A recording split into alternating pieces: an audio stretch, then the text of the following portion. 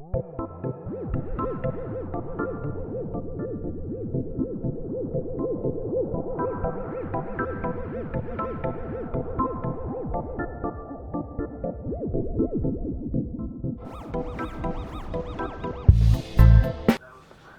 going on, everybody? We are here for Blazing Budz. The 420 episode. I don't know what episode number we're at. I'm gonna be honest. I don't think so just a little housekeeping. I don't think our episodes are doing very well. I don't think any of the content's doing well. Blazing Budz started off hot and then dropped off dramatically. I think the last episode had like 5 views. Yeah, we're falling off. But it's fine, because I don't care about views. Sure. When you put a lot of effort into like editing and stuff. No, I mean, I don't mean it like you shouldn't care. Yeah, I just mean like I'm still having fun with it. I'm having fun with it too. And that's kind of how I'm looking at it. It's just if people watch, cool. If they don't, they don't. If they don't comment, I'll only hate my life a little bit. But yeah, so this is the 420 episode. Bri is not here tonight. They went to see Sleep Token. No. It was not Sleep Token. Sleep Token's not until like August. I don't remember who they were going to go to see. I didn't even... was it a concert? Yeah. I don't know. Sorry. I lost What mic is that? That's my mic. I lost my magnet. It literally just popped off. Hold it to your face and talk. I did say I lost my microphone. I'm going to look for it into the microphone. All right, well, I'll talk and look for you. Like, yeah. Well, you were answering without a thing. Anyway. Yeah, so while Lily fumbles around for a magnet, housekeeping stuff. If you're watching this, hit the like, share, subscribe button. Let people know what this exists. Give us some feedback below. If you're listening to the audio podcast only, it's on the ABJ podcast. Or if you're looking for it, it's the ABJ podcast on all platforms, and then you'll see the Blazing Budz logos for those episodes. But Spotify, you can leave comments and stuff. I don't know when they'll hear this, but Colette has been going ham on Spotify, leaving comments on every episode and like going back from like almost the beginning and re-listening to every ABJ podcast. I think they just sent me a video of a screenshot. They're at like episode like 13 or 15 or something. Nice. So so eventually they'll get here. And Colette, thank you for listening, our only listener. But yeah, so the 420 hoodies are still available. So I've been really struggling financially trying to get my bills paid and have a couple extra bucks here and there to do stuff. So they're still on the merch page because I want those hoodies and I don't want them to go away. So the limited run Valentine's Day one's still there. 420 one's still there, and the St. Patty's Day one's still there. And then there'll be some new ones coming. I don't know if they're going to be hoodies, because I think hoodies for those weathers. Crop hoodies. I am still waiting for the ABJ crop hoodies. Maybe the first crop hoodie will be Moms Love ABJ. The Mother's Day one. I get the premise. That wouldn't be one that I buy, being as that I actually have kids. Like I do love ABJ. Yeah, I don't know. Why wouldn't you wear it? Moms Love ABJ. For the same reason why I bought Katie the pink Valentine's Day ABJ hoodie, and you said, but I had to be the one to say it. You were correct, all for it. Correct. So because I was looking at it as just you, and you were like, yeah, but it kind of says it like ABJ. Yeah. And it's more of an adult logo. Right. Yeah. Right. That's why I said I don't know if Katie should be wearing that. Yeah. Which is why I was saying I don't know if I would wear that. Like, I mean, I would probably buy it to wear not around my kids. You have a hoodie that says, I'm sorry, I'm practicing witchcraft and being a lesbian. Yeah, and I wear that around my kids. That's what I'm saying. So Moms Love ABJ isn't terrible. But we're not talking about sex acts. Lesbianism is a sex act. Is it a sex act or is it a sexual preference? Is it both? I lesbianed last night. It's not a sex act. It's a sexual orientation. All right. So that could be up for debate, but I'm not down to do it. I'm not in the right camp to speak on this. Also, everyone in my kids' family knows how I feel about religion. I didn't enjoy going to church when I was living with them. Yeah. Like when I was still practicing, and literally when me and my ex-husband moved out, we were living with them when we first moved up here when we got out of the Air Force. But his mom would make sure everybody in the house went to church 9 a.m. we do the whole Catholic church until like 11:30. And then we're going back to Nana's house for breakfast. As soon as we got our own house, I was like, yeah, I'm not going to church. Peace. Bye. I'm going to say something. Anyway. Honor thy mother unless it's you, right? Pretty religious family. Yeah. That being said, though, everyone in that household knows how I feel on religion. I just gave my sister-in-law, ex-sister-in-law, whatever I gave her a bag that for a birthday present. I had made a bunch of tarot card holding bags back when I was living in my apartment, and I was like last minute, my kids were like, hey, we should have got something for Aunt Marissa, and I was like, oh yeah, like let's see what I got here, like, and they were like, oh, she would love this, she likes like lizards and stuff, so it was like the fabric or whatever. And I got there, when I went to give it to her, I'm like, I made them for tarot cards, but you can use it for whatever. And literally my ex-husband was just like, tarot cards, you believe in that? And I'm like, you believe in God? Like, your shit's weird too, bro. Like, if you're gonna have my kids subjected to religion, then I'll subject them to anti-religion or multiple religions, and I will teach them about, like, because it's not really anti-religion. Exactly, it's not anti-religion, but it's not like this is the one way true thing and that's it. Like, that's how I feel about it anyway. I believe in Jesus, but I also believe in Odin, and I also believe in like all the different pantheons. I don't think the Bible and church are necessarily bad things. No. I do think there are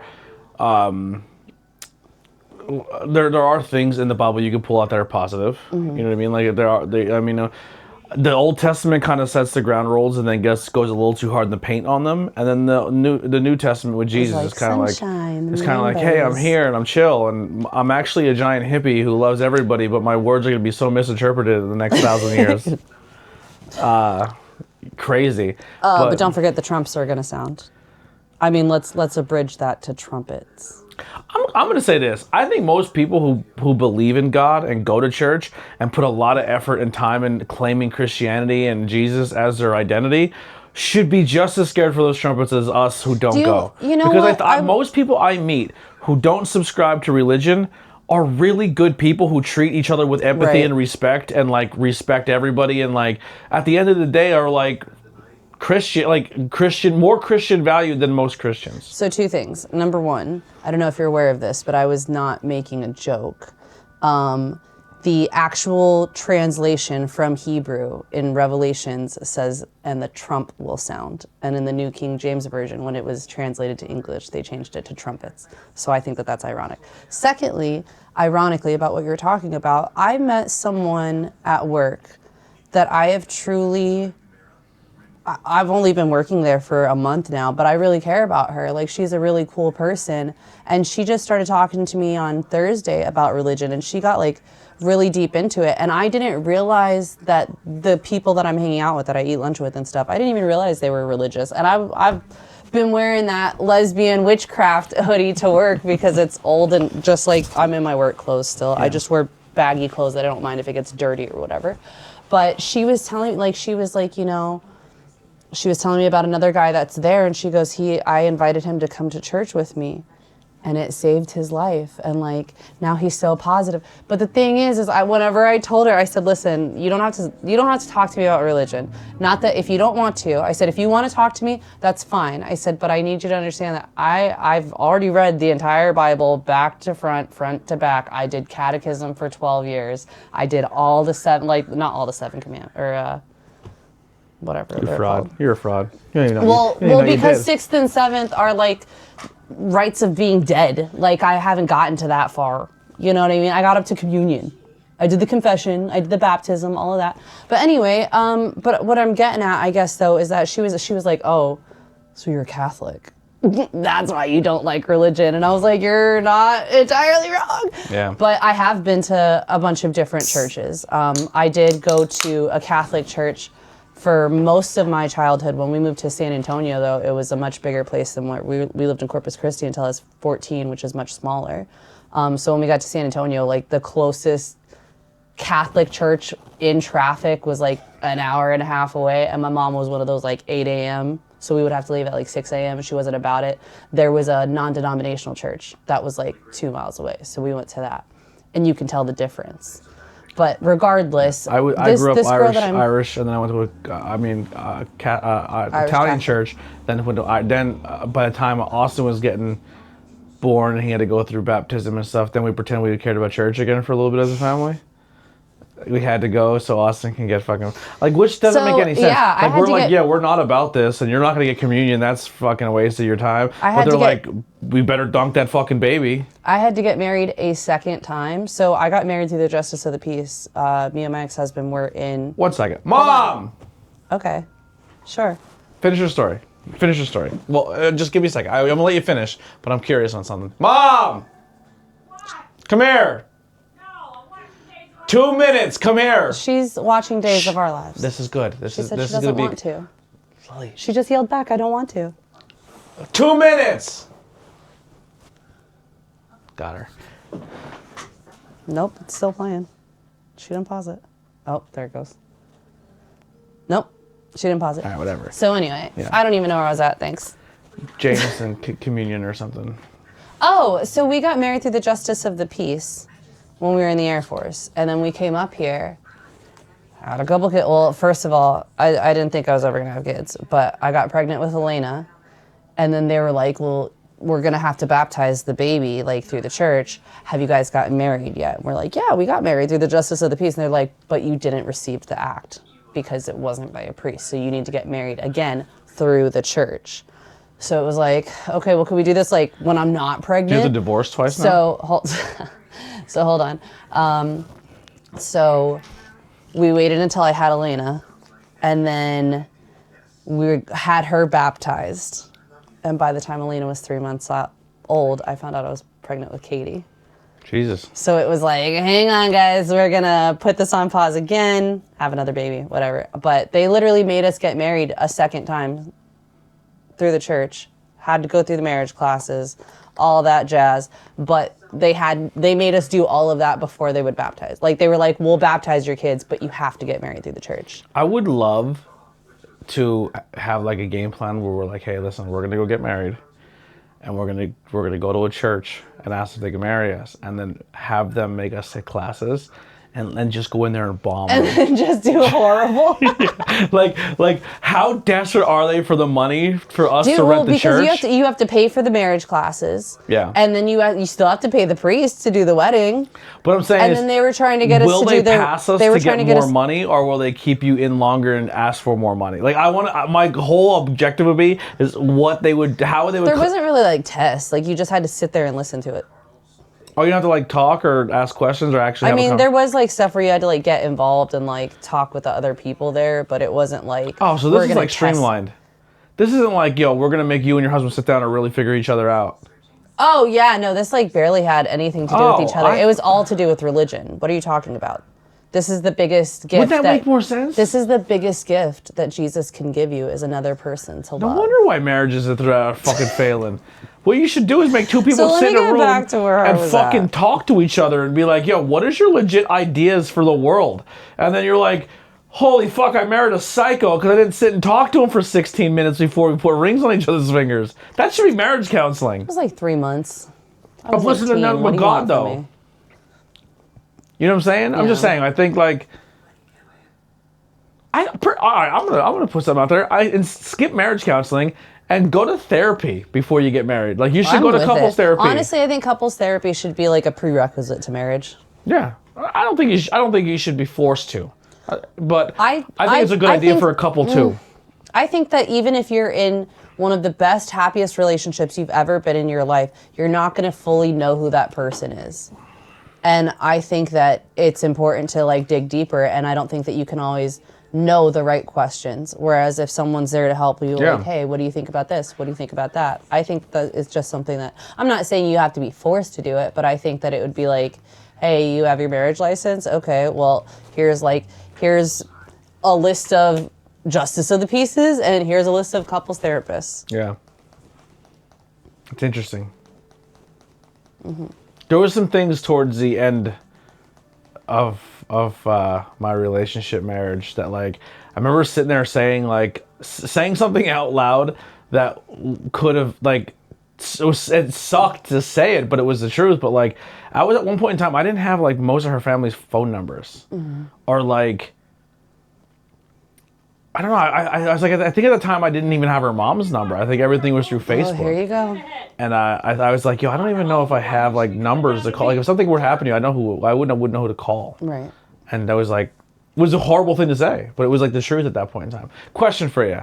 We're talking about religion and church. So we quit the church when Grandma Betty died. No. Well, yeah. Yeah. When Grandma Betty died, we were like, yo, what you guys did was dirtballs. We're not going back.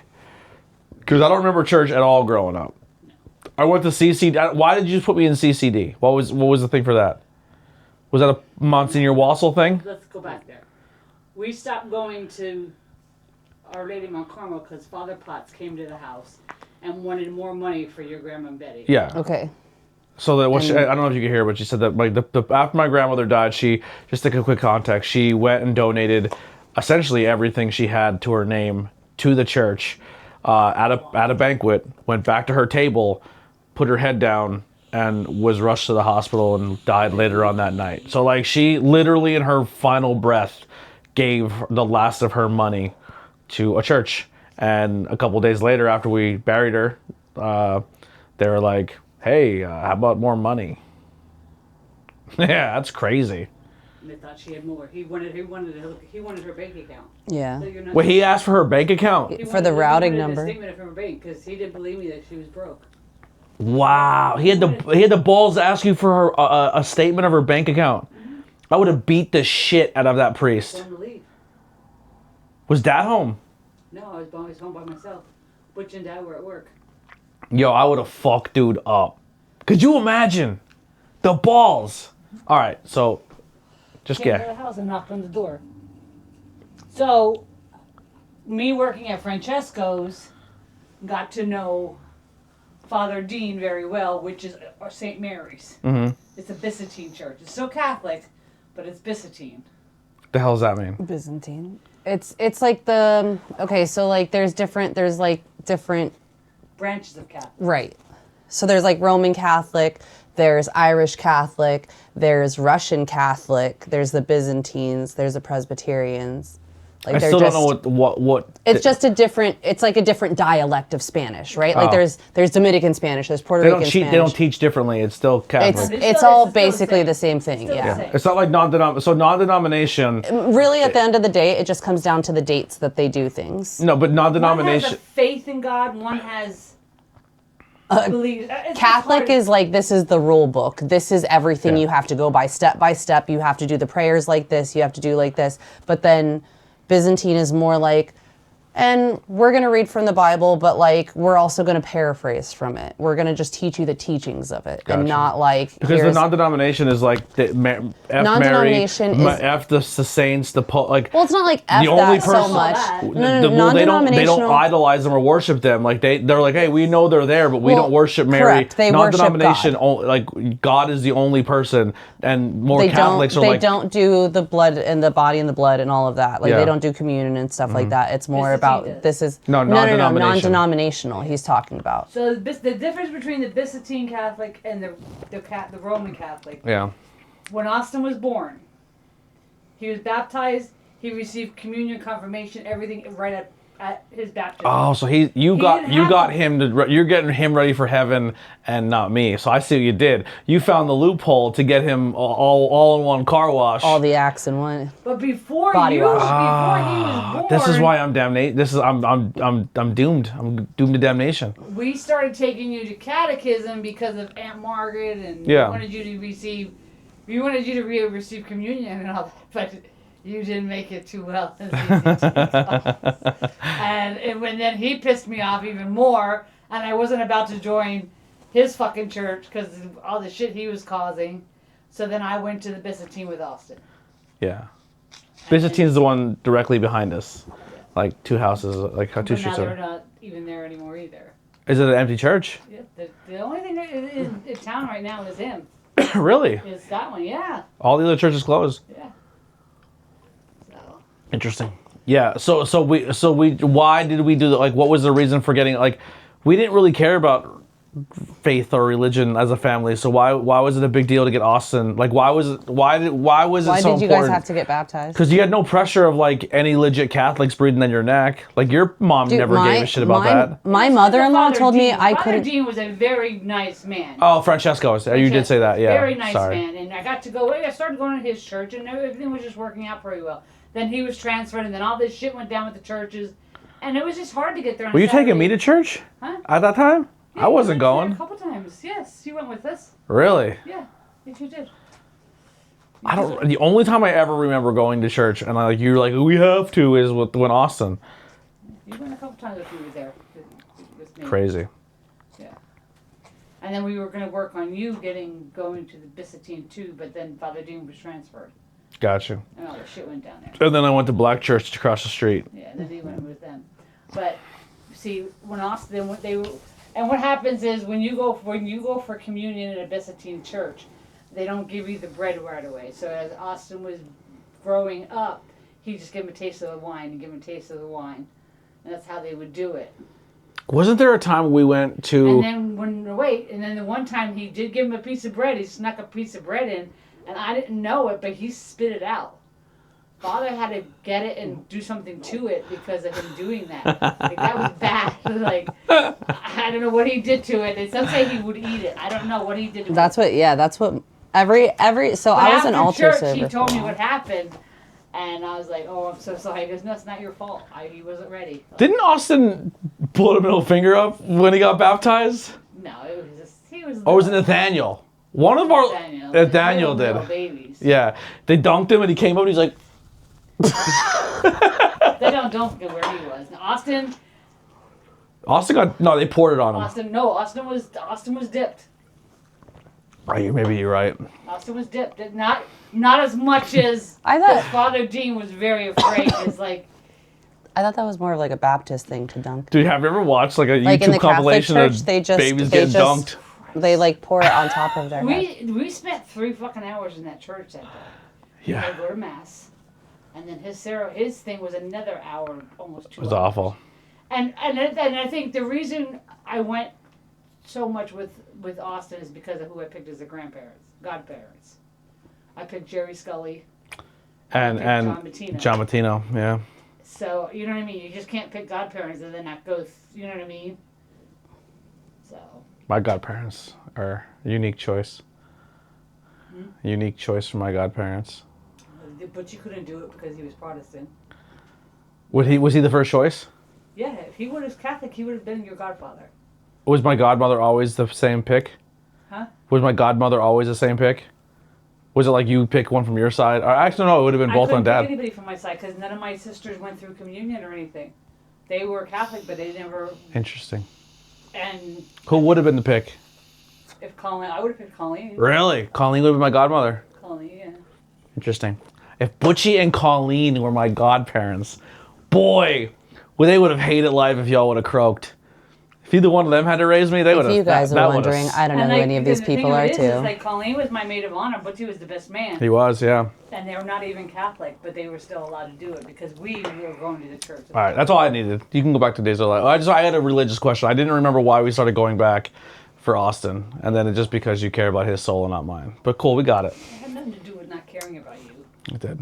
You guys, it's live on the podcast. Austin's going to heaven. I'm going to hell, guys. See you there. You're doing a podcast right now? Yeah. This is recording the whole time. There's 2 cameras right here.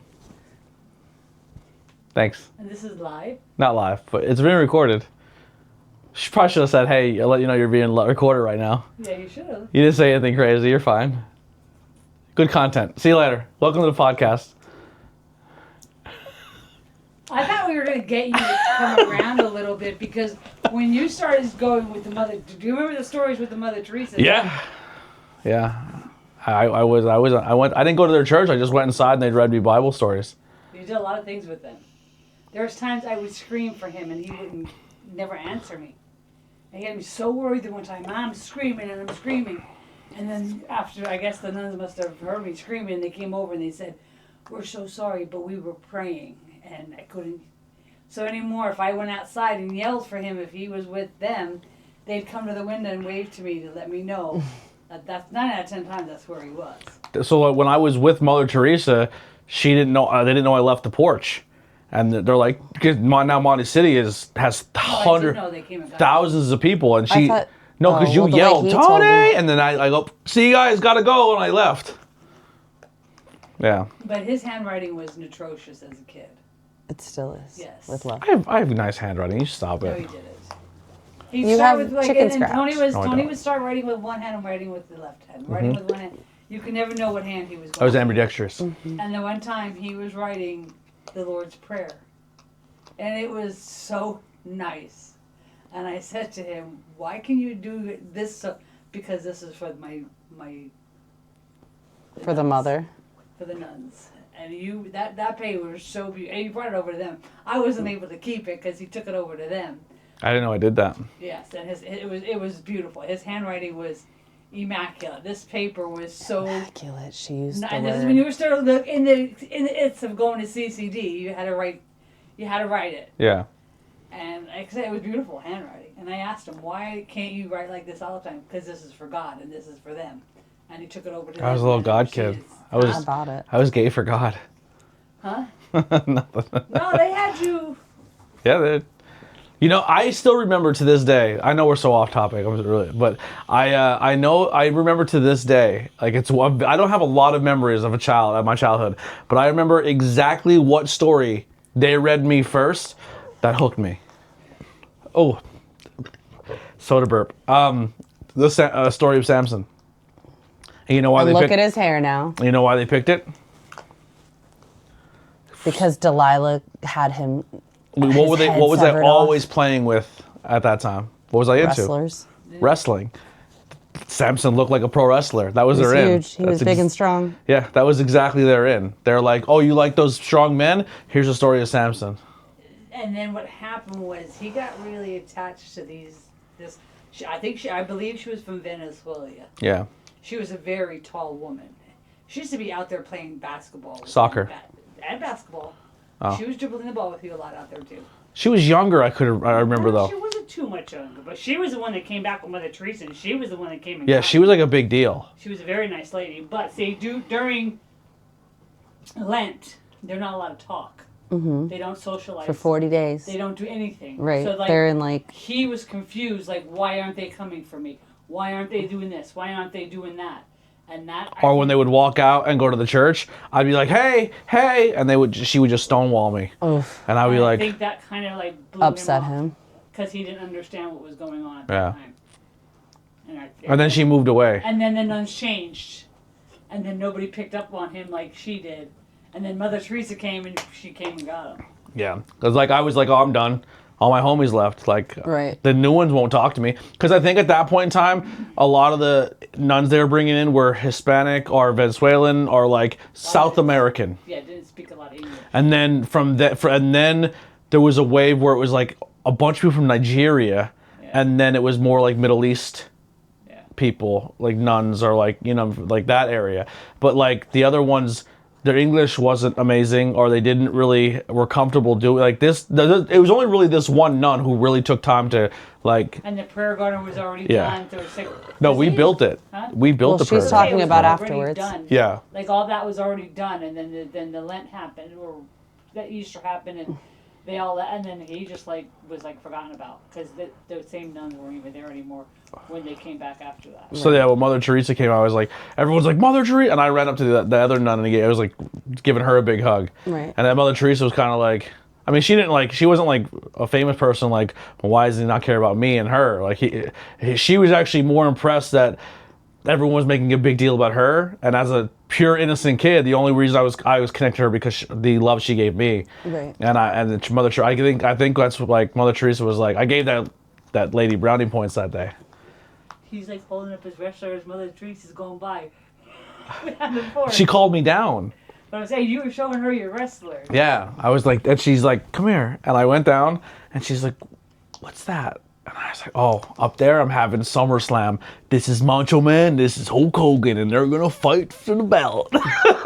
And she's like, all right. And she like blessed me and kissed me on the head and just walked away. Did you tell her what you always did to Father Wassel, though, too? With the cars? With the cars? Yeah, I used to. Oh, he used to get so pissed off. The door would go open and there's a toy. Not there playing with and his cars would be everywhere. Hundreds of them. And I'm like scooping them up and sticking them in my shirt. I'm like, I'm sorry. I told you to stop doing that. Oh, all right, I'll stop. No. And then. No. You gotta go. But yeah, sorry, we took like a huge religion detour. But all right, go enjoy your show. It's over now. All right. Superheroes you want to talk about? Speaking of nuns. Not Jesus. Yeah. We're religious superheroes to real superheroes. So why did you want to bring up a superhero conversation? So I didn't. Oh. There was a Snapchat filter that we had used. It was like a superhero filter. And you said you were going to do it too. And then we were talking about superheroes. But I was upset because my superhero filter made me look like the freaking Rock. Yeah. And I was like, why of all superheroes, why I had to be Black Adam? I don't know. Why? So here's a question for you. Who was your first superhero you got into? And like, who are some of your favorite? I don't know who your favorite superheroes are. That hurts me. I don't know who they are. Okay, so first superhero. So first of all, I don't remember a single episode, but I was actually obsessed with Power Rangers as a kid. Like Kimberly was my Pink Power Ranger. That was my girl. Yeah. I can't tell you the plot of any of them. I was so young watching it, but I used to watch that. I don't know if that really counts, but I would. That was like a superhero to me as like a little kid. I was like, the Power Rangers are 100% the Power Rangers are superheroes. gonna come save the day. You know what I mean? Yeah, they're superheroes. So I would say that was probably like my first intro, I guess, to superheroes. But then the Marvel thing started going on, like the cinematic universe. Yeah. Okay. Iron Man and everything, but I mean, listen, at the time, I just gotta say, I was like 18, 19 at the time when Thor came out. I was like, geez, Chris Hemsworth, let's go.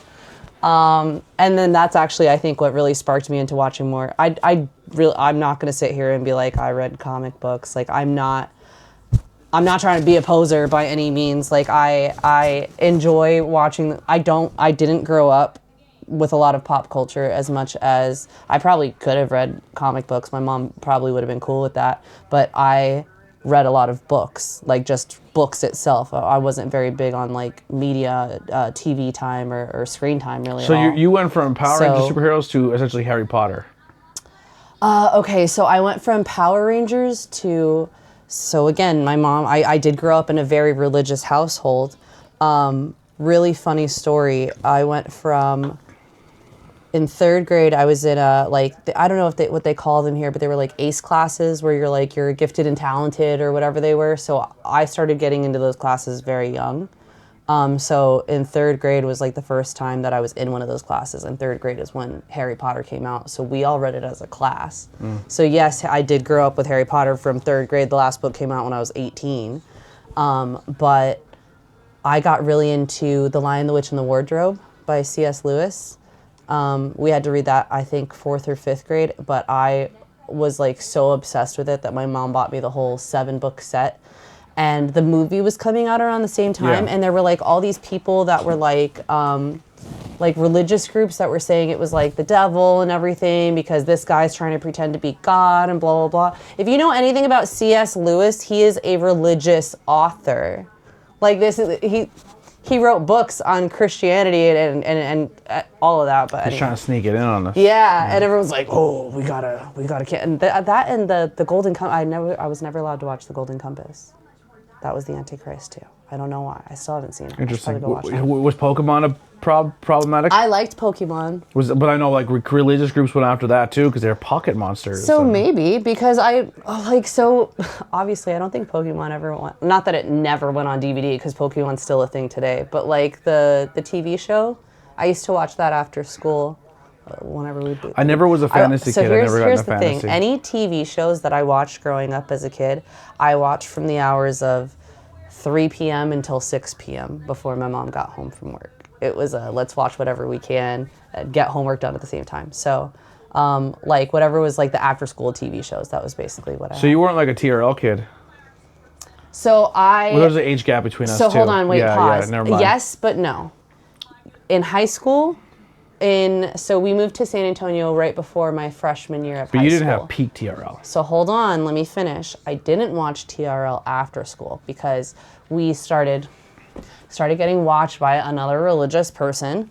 So that was a big no-no, but I had like 2 hours before school because I would get on the bus. My mom living in San Antonio, like traffic is crazy.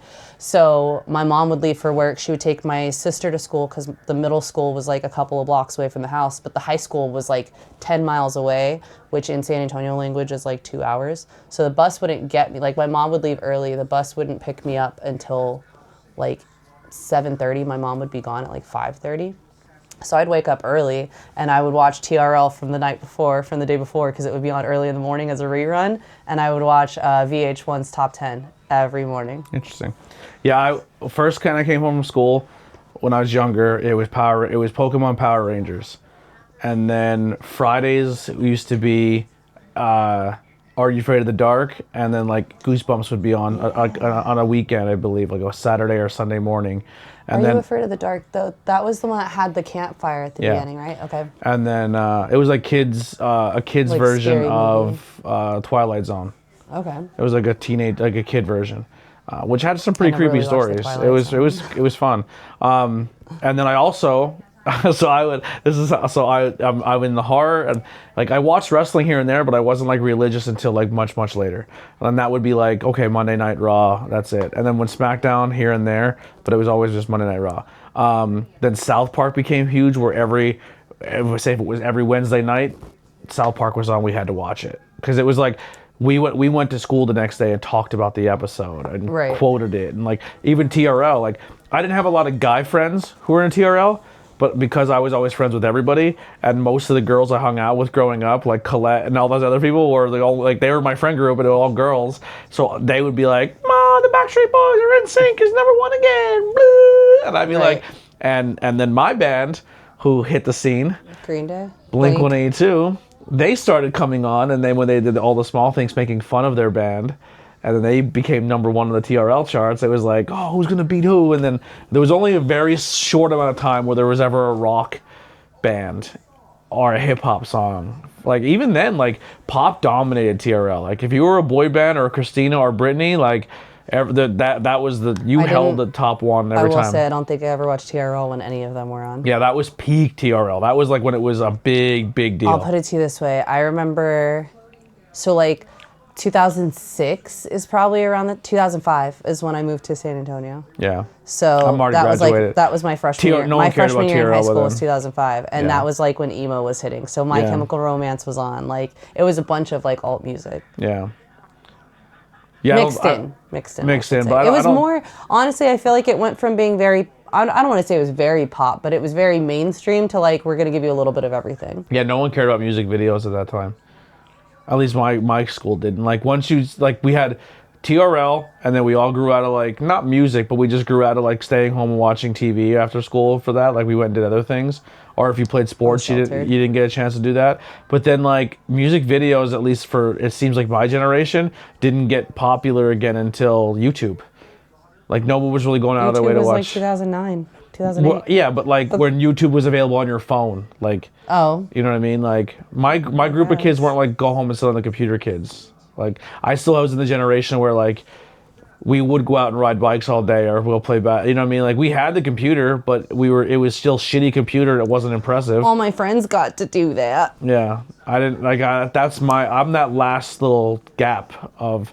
I feel I don't, phones, and still we rather be outside than be on technology. And I would say that I feel like my generation was part of that too. I just didn't get to experience it.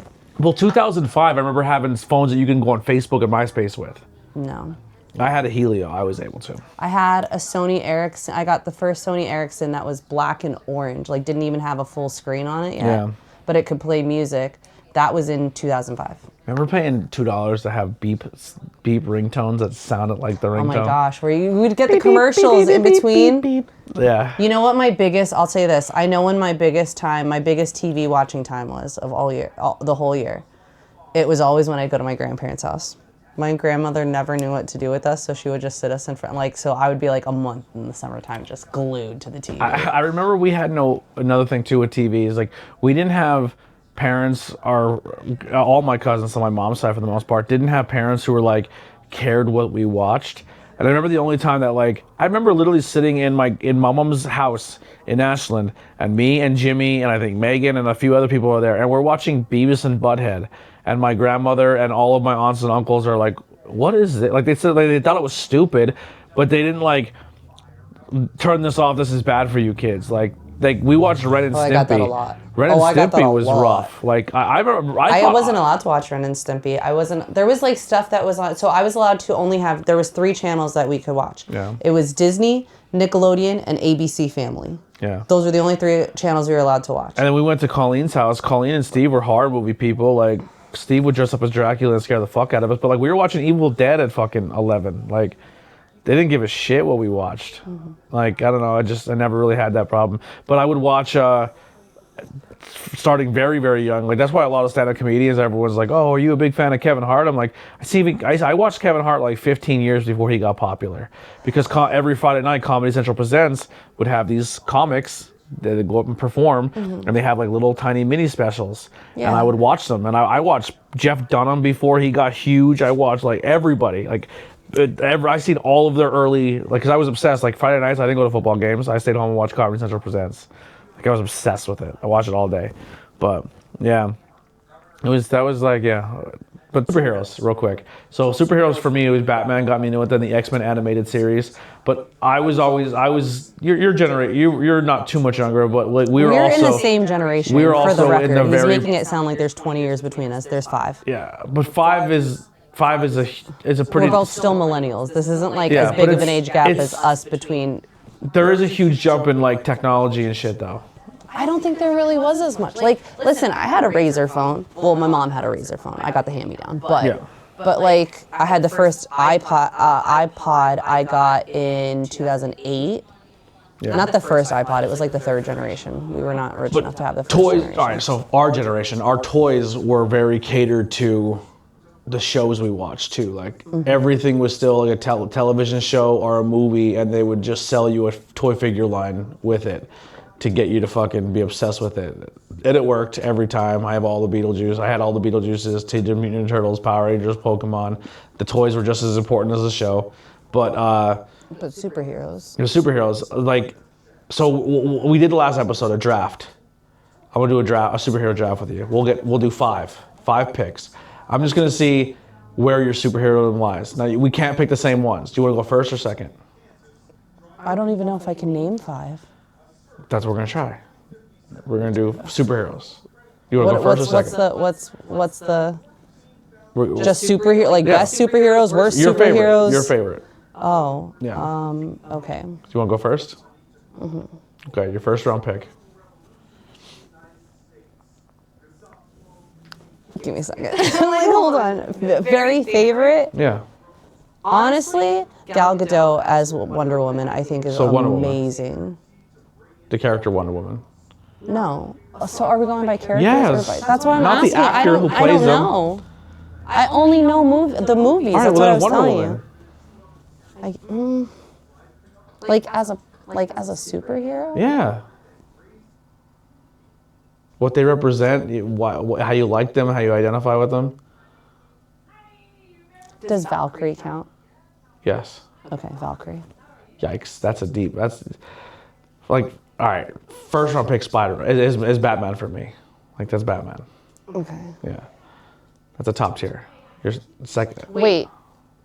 Do villains count too? No, we're going superheroes.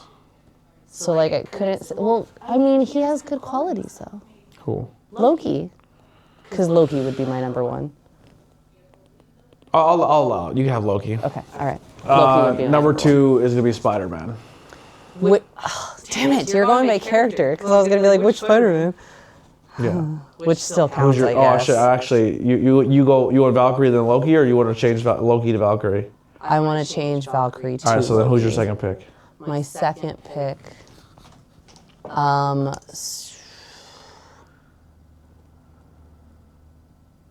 Honestly, we're only gonna do 3 because you're taking. Listen, this is a podcast. So I just say. Okay, but let's talk 25 minutes to your mom. Where We're we can't talking even, though. if we could hear. Yeah, if we can. Yeah. Second pick would be. It would be. Stop it, because I keep going back and forth between all of them.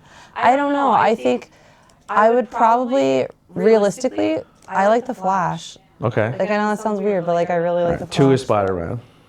You already said Spider-Man for 1. I have no. Batman's 1, Spider-Man 2. Oh, I thought you already said Yeah. that. Okay.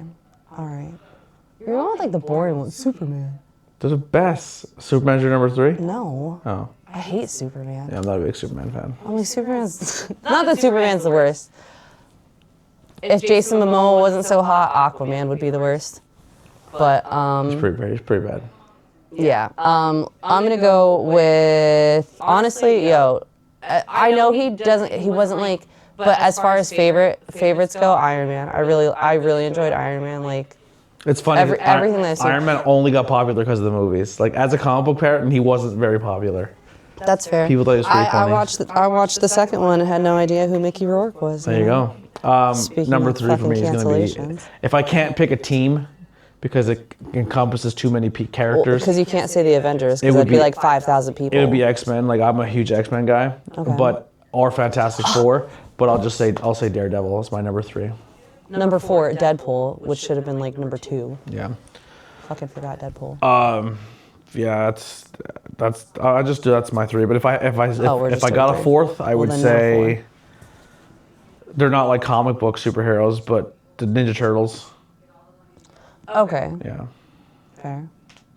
But they're like a team as well. I loved Power Rangers growing up, okay, well, but like Power Dumbledore's Rangers didn't stick with me as much as Turtles did.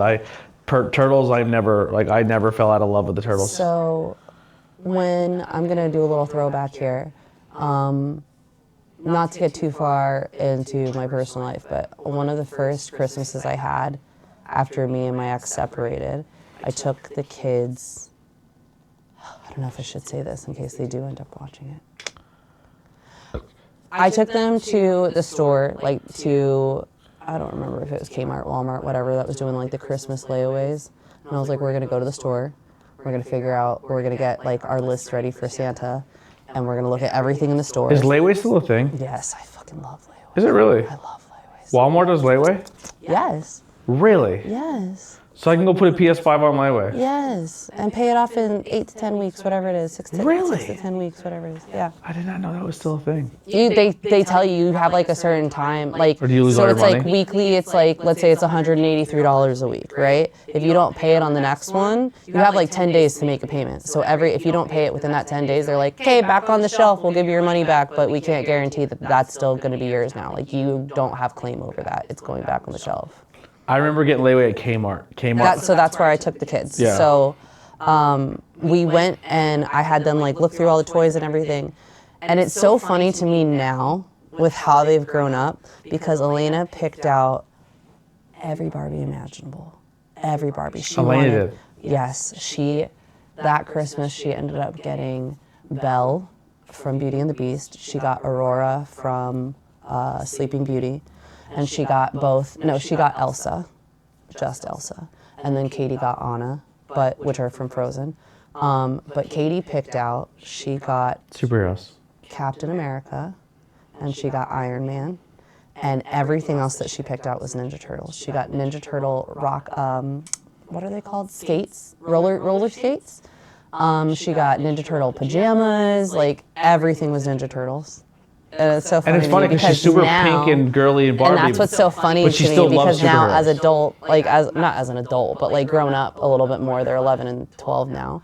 But Katie is all everything pink and girly. I mean, she likes Minecraft. Like, she still does. She's still very much a tomboy, but like her aesthetic of like things that she likes is all very, very girly. And Elena's like dark.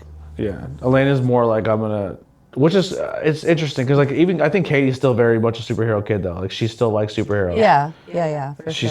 Because I think because Elena, I could be wrong, but I don't think Elena gives a shit about pro wrestling.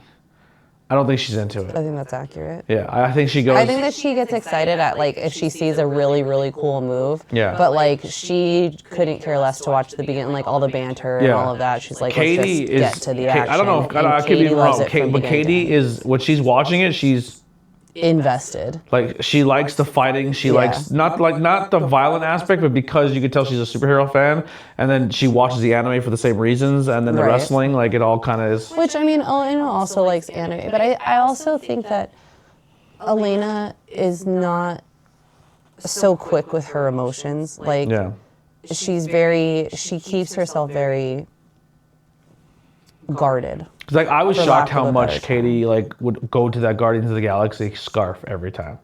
Like she had other scarves, but she liked it because it was a superhero one. It's Groot. Because Groot is so cute. Oh, Groot!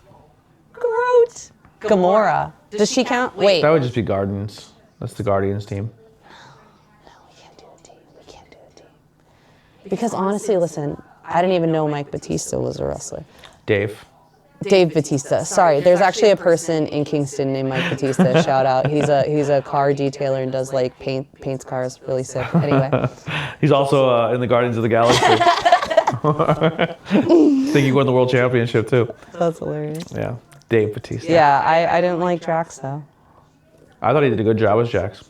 And you know who else? Not that I didn't like. I was just like, oh, okay, they're just kind of like comic relief, but they weren't really like. Listen, I think that Drax had a great backstory. I wish I got more of it. Like as far as the movies go, you know what I mean? But also the guy and you didn't watch Ragnarok, did you? Yeah. The big rock dude. I don't know what his, the boulder dude. I was Krog like, or something. Yeah. I could have done without him too. Yeah. I was just like, we need more. Like, I get to see Guardians 3. Oh my gosh, and that's what I was gonna say. Like that, I bawled my eyes out. I don't want to say too much, but it was. I mean, I know a lot of the story. I know you know a lot of it, but like when you watch it, like it is so like takes you by the heart and then rips. Like it I don't know how it ends, but but I'm shocked that Drax is still alive. Because for a long time, that was an emotional moment. Listen, it was so emotional. Drax like dies in the team very early. Oh yeah. Yeah. So that was more of like Rocket's backstory, but it was just captivating. Yeah. All right. We want to talk about some things we've done recently? Sure.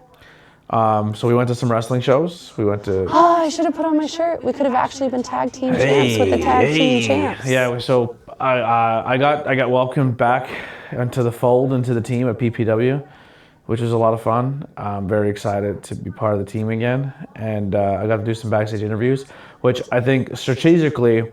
And I'm not doing this because I'm like, it's about me, but I am putting myself a little more forward than I did in the past. Because like, I kind of said this to a wrestler before. I was like, man, I the last 8 years of this, I was kind of hoping that the business would put me over. That the door would just open for you. Not the door, but I feel like if I would have had more people speak up of how much they enjoy my content from I thought maybe if I would have won over the inside of the insiders, and then the insiders told the general public that I'm talented, and the general public, I would almost be validated first before I got popular.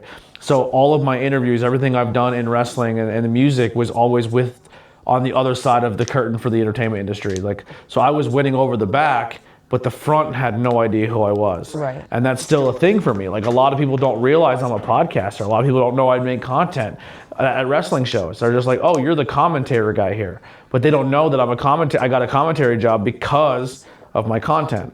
Right. So I think that's where I'm hurting. Or I think the backstage aspect where I can take the photos and videos and put them on there, and then the company turns around and takes my videos of me doing the job and they share it to their audience. Like, oh, he's the backstage guy? So he does the meet and greet. Some people will know he's a meet and greet guy. You know what I mean? So because I don't make it about me. I don't wear very rarely wear my podcast stuff. Like I think my pink hoodie is the most I've ever worn any of. I wear a t-shirt once and then I never wear it again. You wore. I think the first time I saw you wear a piece of your merch was the first time you took me to PPW last January. You wore your Blink shirt. Oh yeah, I just like that shirt a lot. I don't have any Blink shirts. Yeah. We're gonna make that into a 6 something. I don't know yet. Yeah, but yeah. So they.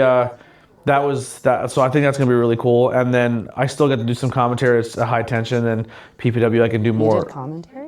I will be doing. Oh. And then High Tension will be more backstage role. And then Sunday we went and seen Wrestle Party 360, which was a lot of fucking fun. I kind of talked to you a little bit about it. Well, I'll talk to you now. A little wrestling talk, but So who stood out to you the most as a wrestler or performer that you didn't see before at Wrestle 360? Can I say Patriot Jr.? You like Patriot Jr.?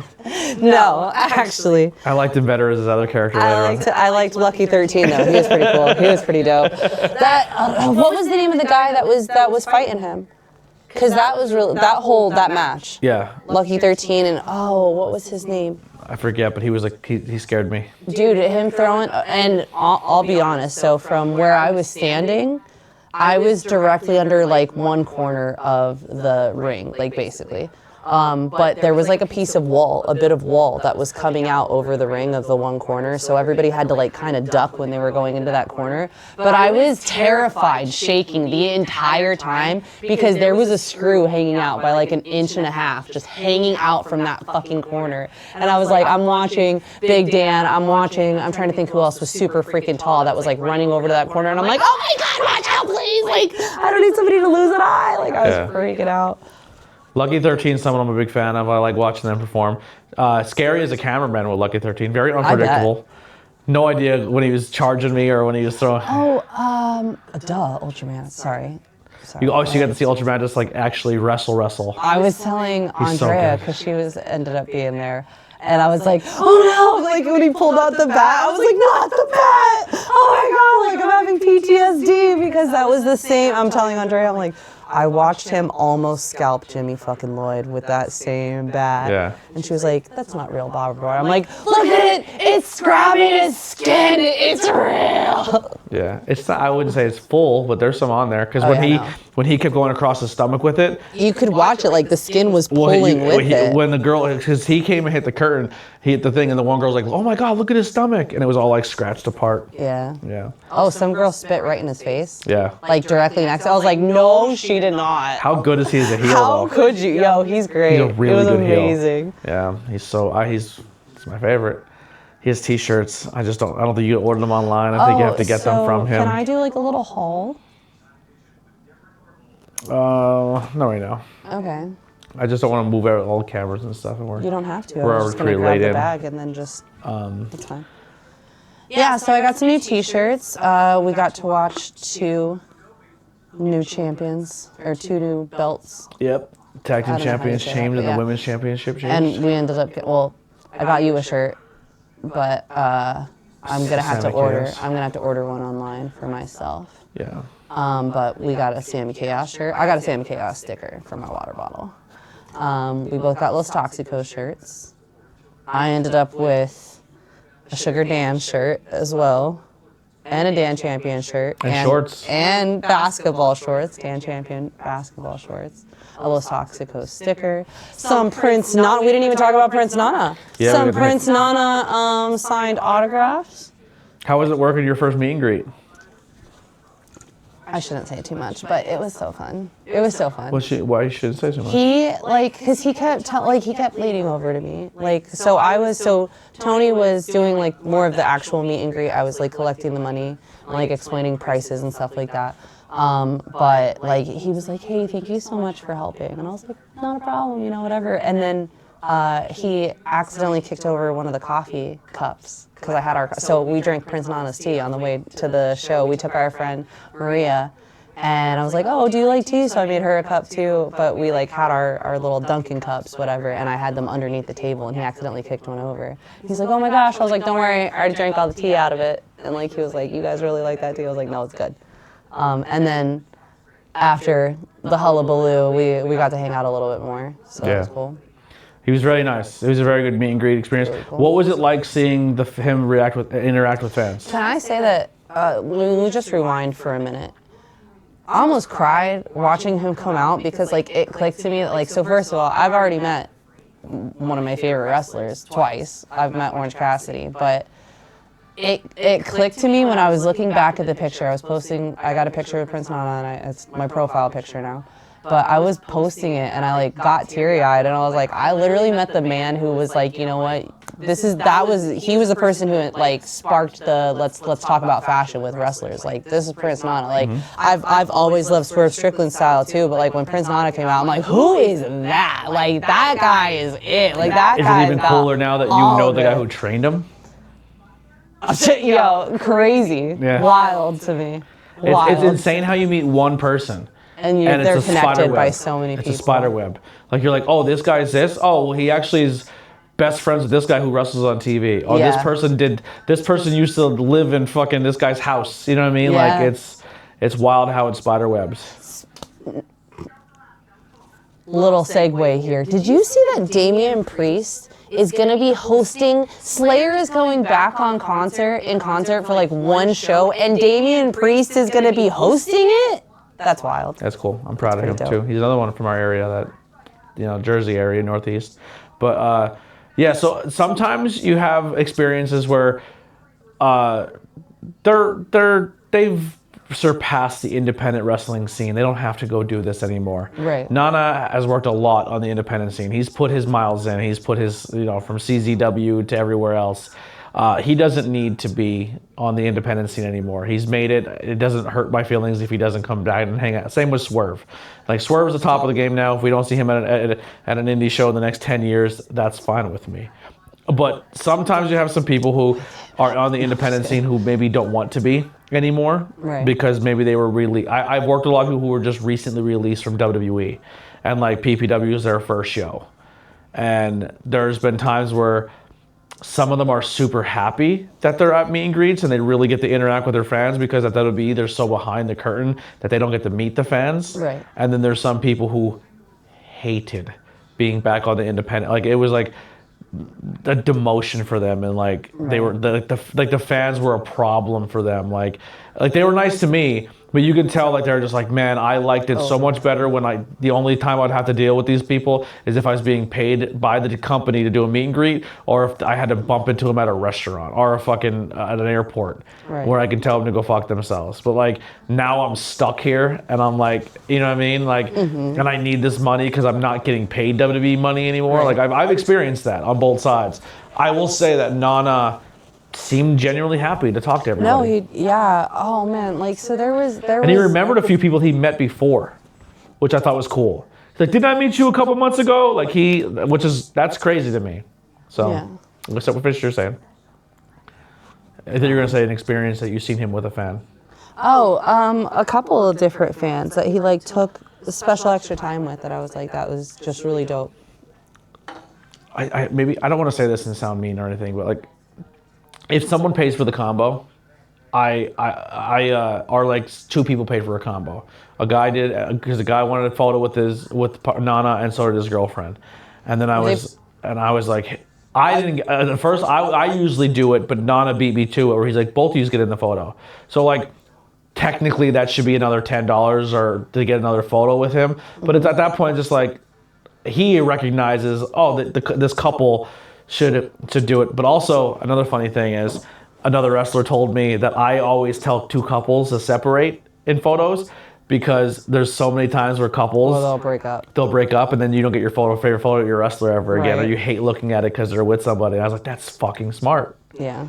Smart. I was talking to somebody who's been with their partner for like 20 years, and they went to all the wrestling shows together. Now every single photo of his favorite thing for 20 years, she's in every photo with him. I was like, ouchies.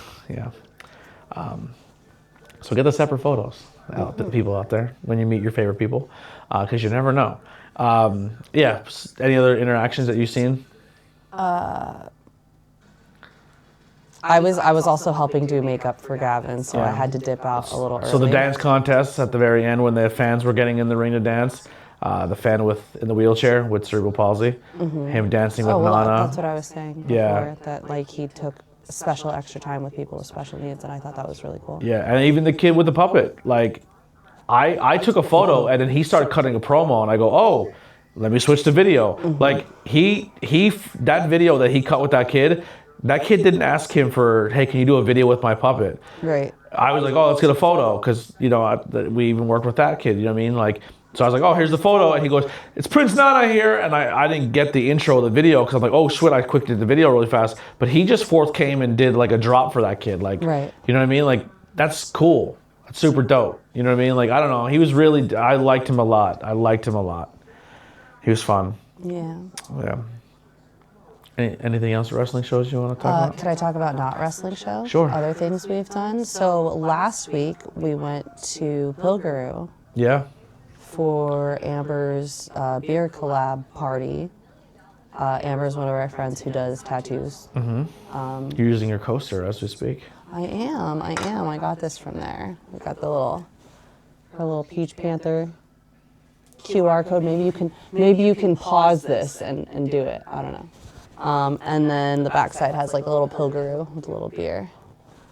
But yeah, so we had a bit of fun that night. We had a bit of, she had a peach, what was it called? Peach shandy. Peach creamsicle shandy. That's what it was, peach creamsicle. It was so good. So I've been talking up my talented friends for a pretty good bit with you and saying like, oh, I have really, really talented musician friends. And that was the first time you really got to experience that.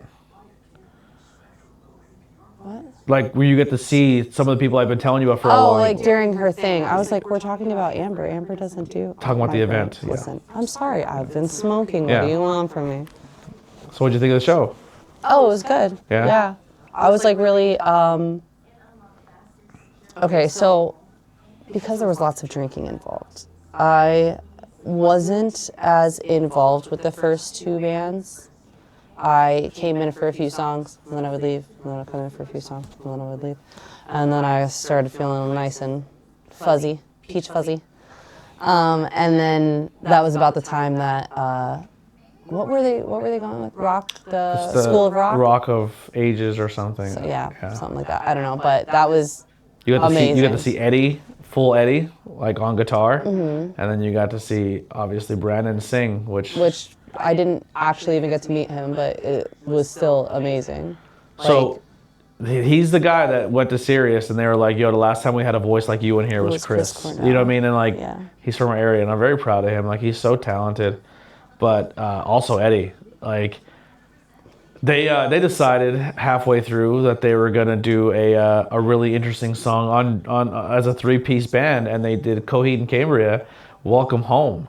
And a song that I never thought I needed to hear Brandon sing, but like it's amazing. Made perfectly for him. I was like on the verge of tears. And then Eddie just being Eddie on guitar. Eddie, you mean? Jesus Christ, he's so good. He's so good. They're like. First of all, he did a double neck guitar song on a single neck guitar. Yeah. Well, I mean, the double neck guitar. It's just for the different range, I know. Yeah, he doesn't play both at the same time. I know. You only have so many hands. And you loop one and you play the other. What? So when you're playing the one side of the guitar, you lay down the lead and then you loop it and then you switch to the other one and do the pedal. I thought you were trying to say like, I was like, no, you're still using both hands. Yeah. You're strumming. No, that's essentially the premise. But anyway, so yeah. So we entered for a tattoo raffle giveaway. You did, not we. You helped. Yeah. I paid you back for it, but you helped. Yeah. So long story short, I ended up winning. 2 days later, I got a little phone call. What are you getting? Do you know yet? So she has, I don't know if I want to share it. Maybe you just got to stick around. I'm getting it May 17th. I already have a date. So maybe we'll leave that up to the Instagram. Okay. To check it out. But I will say it's Disney themed, but make it anti-religion. Yeah. A little dark. But yeah. A little spooky. And I think It'll be my first Disney tattoo. I think around the same time you're getting your tattoo is around the same time I'll probably be getting my nose pierced too. Okay. So I think I don't think I could wait 8 weeks to do it again. But I only owe 3 or 4 more payments on something else. So that's like next month. By the beginning of next month, I'll pretty much be done. And I think I want to treat myself to my nose thing when I have extra cash. No, that's fair. I just maybe like the week before, we'll do it like around my birthday because I still wanted to get that other artwork done as well. Yeah. If we're scheduling that together. I don't know if we're scheduling What? that together. Because you're doing it with Courtney, right? Yeah. Yeah, Courtney's doing another tattoo for me. Oh. My hand tattoo.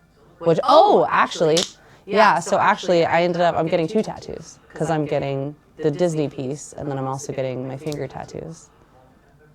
I didn't know that was happening.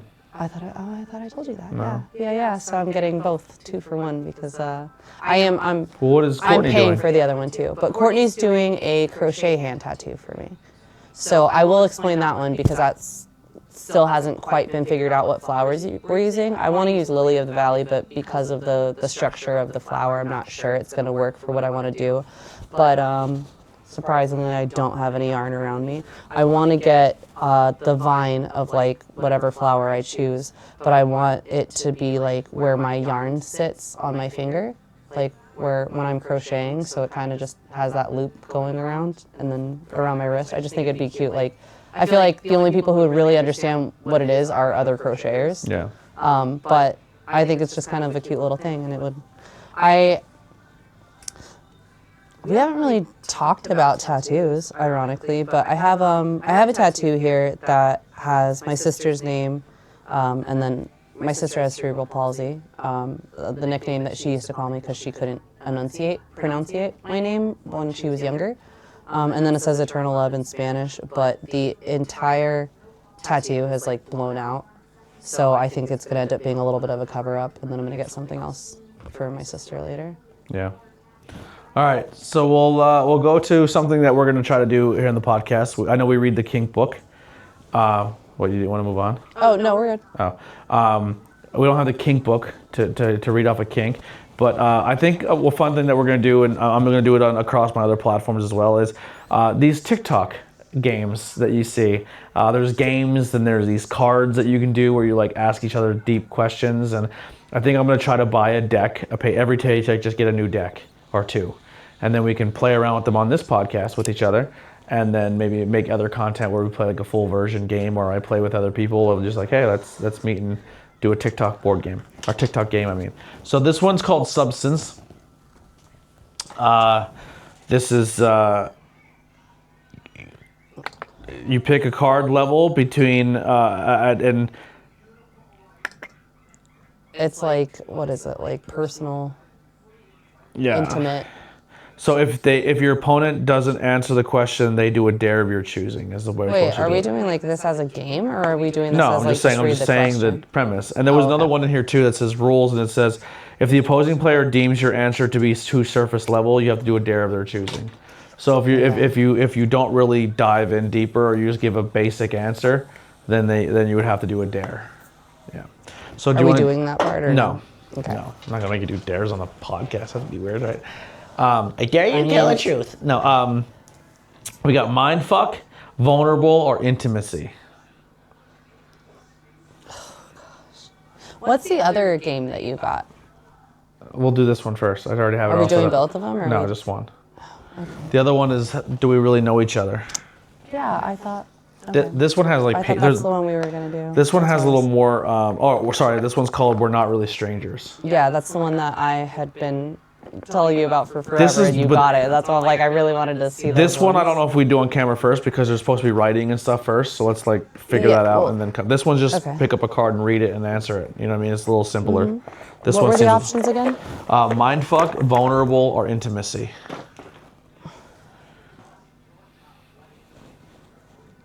You pick. Vulnerable. Dealer's choice. Vulnerable. And then you ask me a vulnerable. I ask you one, then or do we each answer the same one? We'll see what the question is first. Because if I don't like the question for you, I'm going to pick one. All right. The question is... Wait, are you going to just ask the question? Yeah. Okay. Oh, there was 2 there. Well, how come you're picking between 2 then, if you're just picking up the first one? Well, I'll pick up the first one I read. Second one's maybe a little too much. Well, that's what I was saying. I don't know if I want to. These ones are more like, these are really personal questions. What would you do differently if you could do it all over again? Where do I begin? See, I'm very much, I very much live with the everything happens for a reason Agreed. mentality. But See, like, this is what I mean. Like, I would say I would do the Air Force all over again. Yeah. I wouldn't live in Pennsylvania. I sure as fuck wouldn't live in Pennsylvania. I would have liked to stayed my full tenure. But I mean, actually, my kids wouldn't exist. Yeah. Like, period. She just snapped That's what I mean. away. Like, I don't think I ever would do something that, like, because you know what I mean? Like, everything has a consequence. Everything has a consequence. So, like, is there something that I wish I could do over again? And, like, was the question, like, do it differently or just do it again? Do differently. What would you do differently? Oh, God. All right. We're going to get real vulnerable here for a minute. Biggest regret of my life was I don't know if we could talk about this on YouTube. What context? Family or? So, I guess trigger warning. Mental health unalivedness. Yeah. I don't know what you would call that, but that basically. That I've dealt. You've also dealt with suicidal ideations. That was actually the other card. The other card was, have you ever felt suicidal? Oh, well then here we go. We're there anyway. You got both cards for the price of one. One of my biggest regrets is that a situation that I put myself in, one of my biggest regrets is that I let someone take, like, my identity away from me. And I was so in love with this person and so obsessed with this person that knowing that they weren't good for me, but being, I don't know if it was, I'm not trying to, like, crutch this onto my BPD, but, like, I felt really, really close to that person, and I felt like I was not going to be able to live without them. It's not me. No, obviously. Well, I mean, I still feel that way about you. Hold on, wait, pause. Do you love me more than this person that made you crazy? Yeah, absolutely. Do you really? There wasn't like a pause there. There was like a, hold on, I had to think about who I was talking about, but I think that the love that I had for him was everything that he could be, everything that he told me he would be, and then gaslighters suck, you know what I mean? Yeah, I'm like, hey, I kind of suck. I'm a mental breakdown, but, like, I'll try my best. But you also understand more, I think, on that front. But I guess that's what I'm getting at, is I let this person get so ingrained in my brain that, like, we ended up breaking up because I told him that I felt suicidal. And he basically told me, go ahead and do it. Like, no one's gonna fucking miss you. And when we broke up, his friends that I thought were my girlfriends, like that I thought we were cool, they basically all told me the same thing. One called me a walking suicide statistic, that it was just a matter of time. The other one told me I was a couch hopper who was never gonna get her life together. And then I attempted, and another friend of mine at the time, like, kind of tackled me as things were happening, and so it didn't end up happening. But because of all of that series of mess that I was in, around the same time, my grandfather took a stroke, and this was in 2019, and this was like a few days after the fact. Like, I had already moved out of the house. I was staying with a friend and whatever, and then I get, like, I'm trying to talk with my dad, and my dad tells me, like, what's going on with my grandfather, and I'm like, okay, well, I'm coming. And I made a really tough decision, and I don't think I initially told my ex-husband, like, I wasn't initially trying to stay down there for that long either, though. Like, I initially told him, I'm gonna take this time, I'm gonna go spend time with my family, I'm gonna get shit figured out, and then I'll be back. And I ended up in Texas for a year and a half, and because of X, Y, and Z, a lot of things happened in between that time, and I lost a lot of time with my kids, and with that loss of time, I put myself in the position to where I felt that, oh man, you can't say I'm not getting fucking deep on this shit, so fuck you. Do it, dare. I felt that I wasn't deserving to come back for a long time too. Like, COVID happened and the world fucking stopped, but, like, I didn't reach out to my kids at all during that time. Like, I was so ashamed, and I had already been gone for so long that I felt like with the things that were going on, like, they were better off without me, whether I was alive or not. Like, they deserved a lot better than what I was able to give them. And it's an unfortunate, like, circumstance. Don't get me wrong. Things got worse way before they got better. But I feel like that was the catalyst, was like, I wish if I could do things differently, I wish I would have just stayed here, got away from everybody that I was talking to, not just, like, because after I moved out of his house, I immediately, stupid me, my theory at that point in time was best way to get over a guy is to get under another one, and I got fucking stupid attached to another huge, fuck that, worst mistake of my life, loser, and took him down to Texas with me. And shit got way fucking worse, and I will not get into all of that, but before it got better, we just got to a point now where August of last year, I was invited to my kid's birthday party, and like, things are just now starting to get back on track with that. But like, that's my biggest. What would I change? Yeah. Do you want to pick one for me? No. Let me ask the same one. Yeah.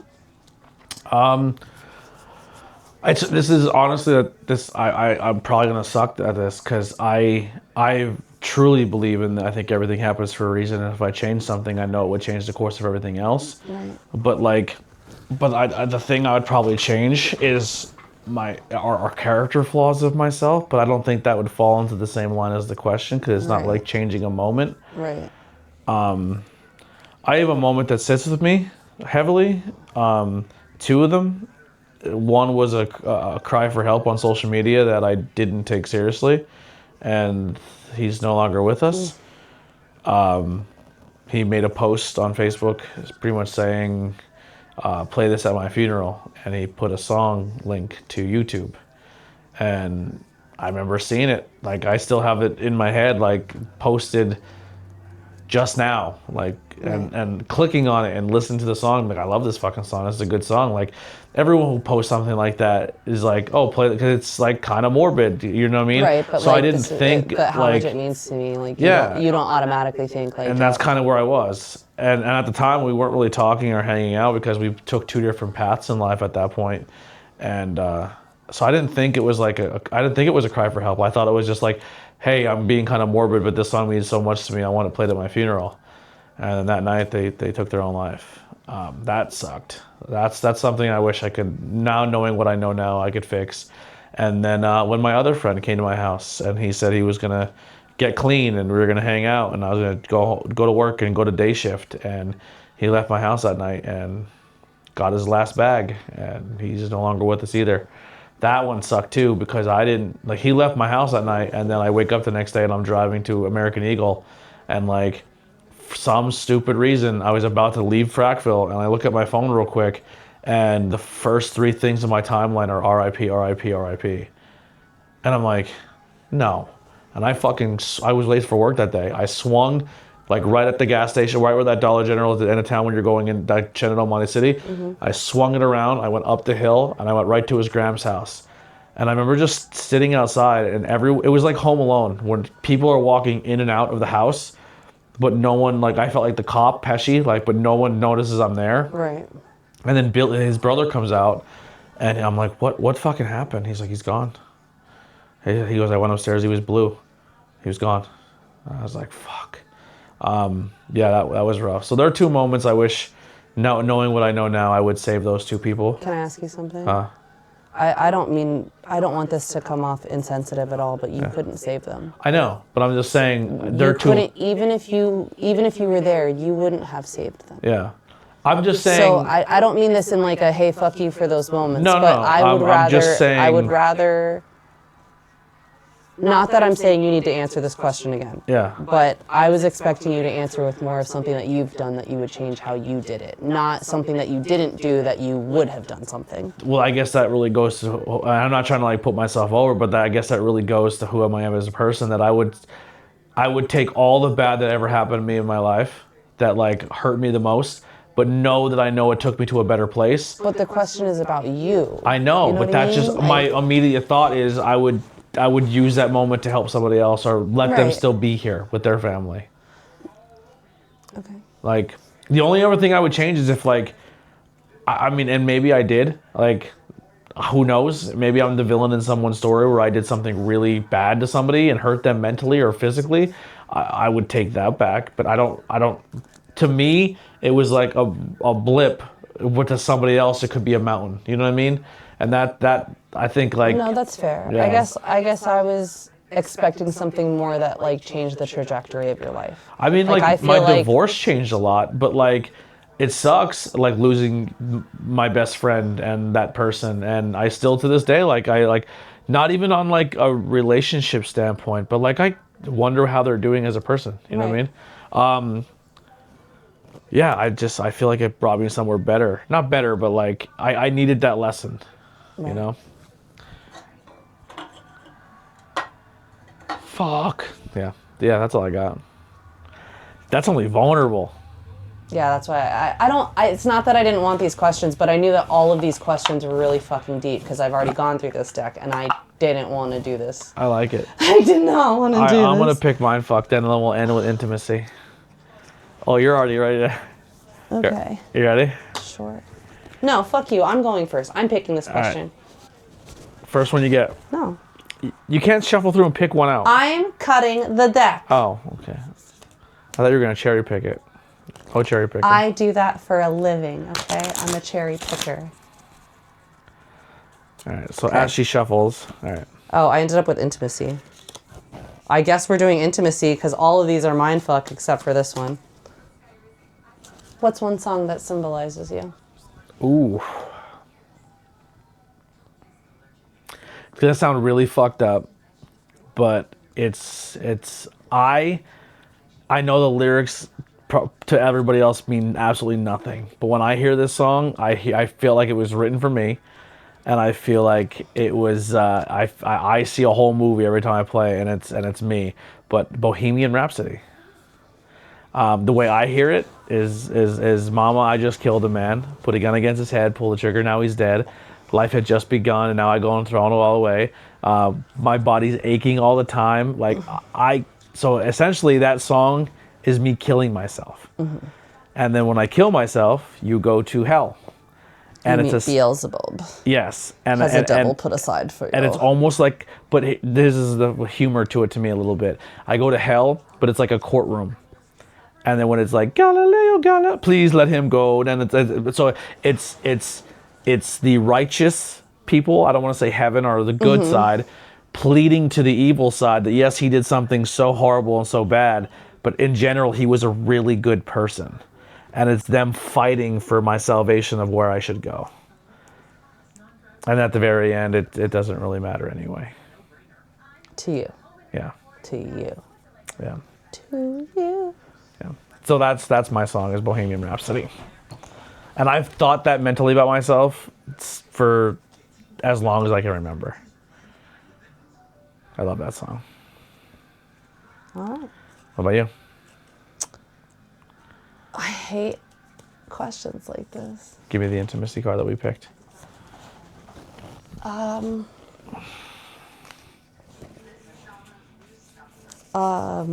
Back-to-back suicide. Look at us.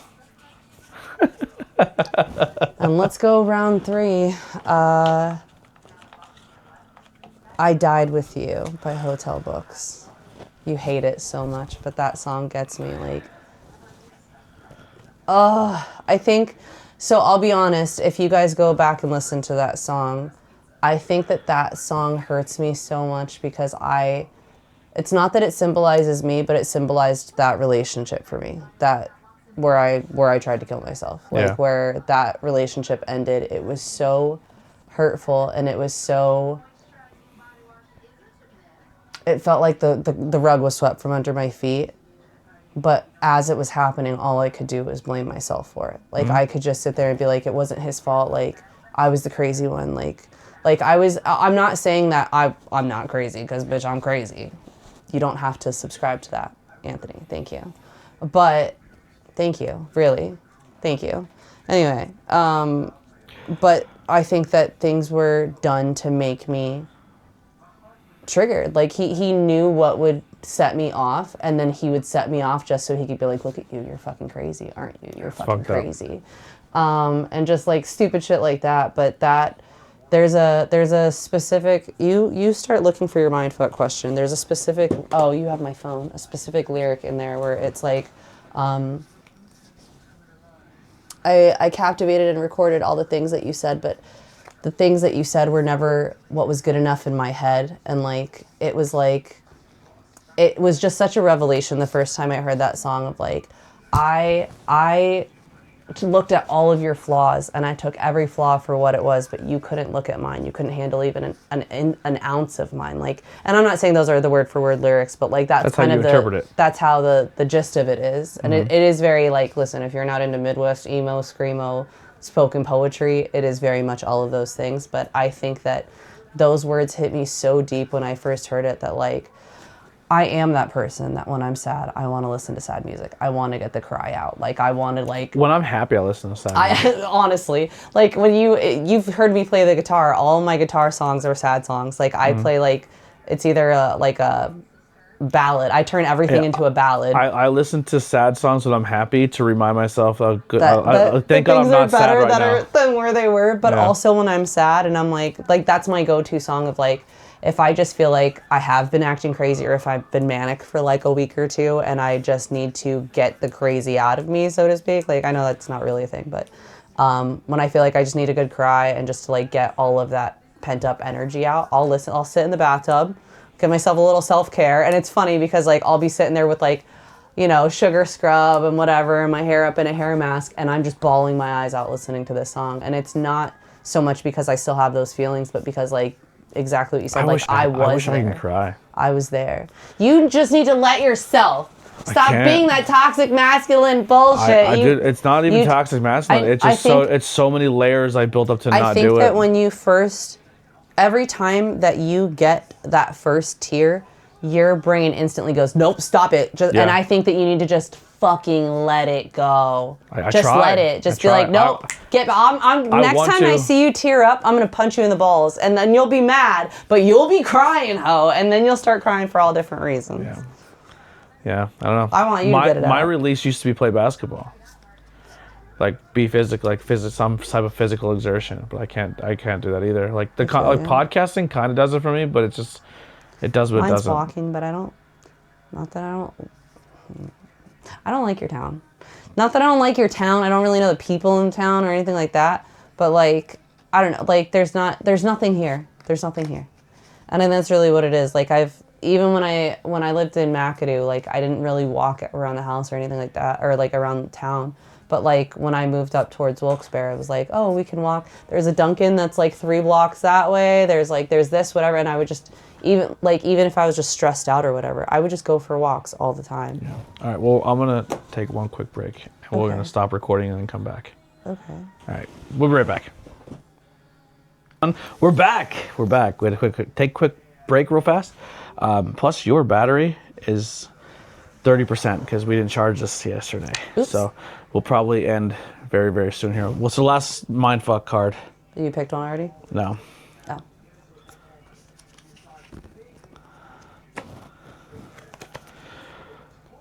Tell me a moment you truly felt alive. No. No. You first. I don't know if I felt alive. I don't know That's when I don't. Like I felt alive, but I felt. Like seen? Does that count? Huh? Seen? Like felt like or validated? I don't know. What does feeling alive mean? So the way I'm gonna answer it is either one. If any of those moments for you are what make you feel that way, then go for it. But for me,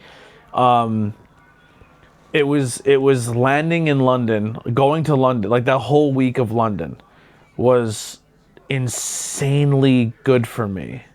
Like, and I feel like I still don't think like Raz probably even would even understand, or the people I was with understand how good it was for me. But like, cause even then I was like very still shut off, and I didn't. It was like only a few months post divorce. Yeah, I was still very shut off. I didn't really like let myself go. Like I did the night of the karaoke and the emo. Like when I got on stage, I like just didn't fucking care because I was in London. Like I'll never see these people again. I'm gonna sing my heart out. but like being in another country and not being within 50 to 100 miles from anyone you know, and you are a speck of sand on a, like, it was like, it made me zoom out more. It made you realize. And realize how fucking big the world are, and how many people exist on it, and how everyone is going through shit. And it doesn't matter if you're in fucking America or here or there, like, everyone has just a fucking bucket full of problems. And when I was there, I was just like, and it doesn't fucking matter. Like, it doesn't matter. Like, who fucking cares? Like, and I came home and eventually went back to that, but like, I reflect a lot on that London trip, like, just walking through the streets. Like, and just like, Raz is super dope too, because he's also someone who, like, I hope I didn't like weird him out with it, but there's a lot of times where I just didn't talk. And we could just sit in fucking silence and walk in silence and not have to feel like I have to entertain somebody or they have to entertain me. Like, we could sit in a bar and just drink and fucking stare at the wall and just take it in and be fine. And then getting into Wembley Stadium and then like looking at Wembley and then walking down onto the field, like, I was just like, this is crazy. Like, I'm not home. Like, this is, like, London was special to me. And then to, like, revalidate how special it was like, hanging out with Jackie in London. Like, that was crazy for me. Well, like, I love James. I'm not putting James down. But, like, Jackie's a little different. Only because Jackie was, like, the first girl I had in my life that was, like, my girl. Like that was like, because we were such good friends and then we became boyfriend girlfriend, even though we were like in high school, which is so fucking dumb. Like, you're not, like, if you have a high school girlfriend, like, that was just a moment. Like, that's not the same as being like an adult relationship. But it was like the first person I cared more about myself than like you know what I mean? Like, but that always stayed there for us, even though, like, she has an amazing husband and a beautiful daughter. Like, we still very much love each other, like, but on a family friend level, you know what I mean? Platonic level. So that was like someone who was a huge part of my here and now was a huge part of my divorce, of like being there for me, because like I left Jackie for Heidi and still remained friends with Jackie, and even had like a moment where, like, a week where I ended things with Heidi and almost went back to Jackie. Mm-hmm. And I was just, and we both kind of, like, me and Jackie kind of were like, no, this is not for us. You know what I mean?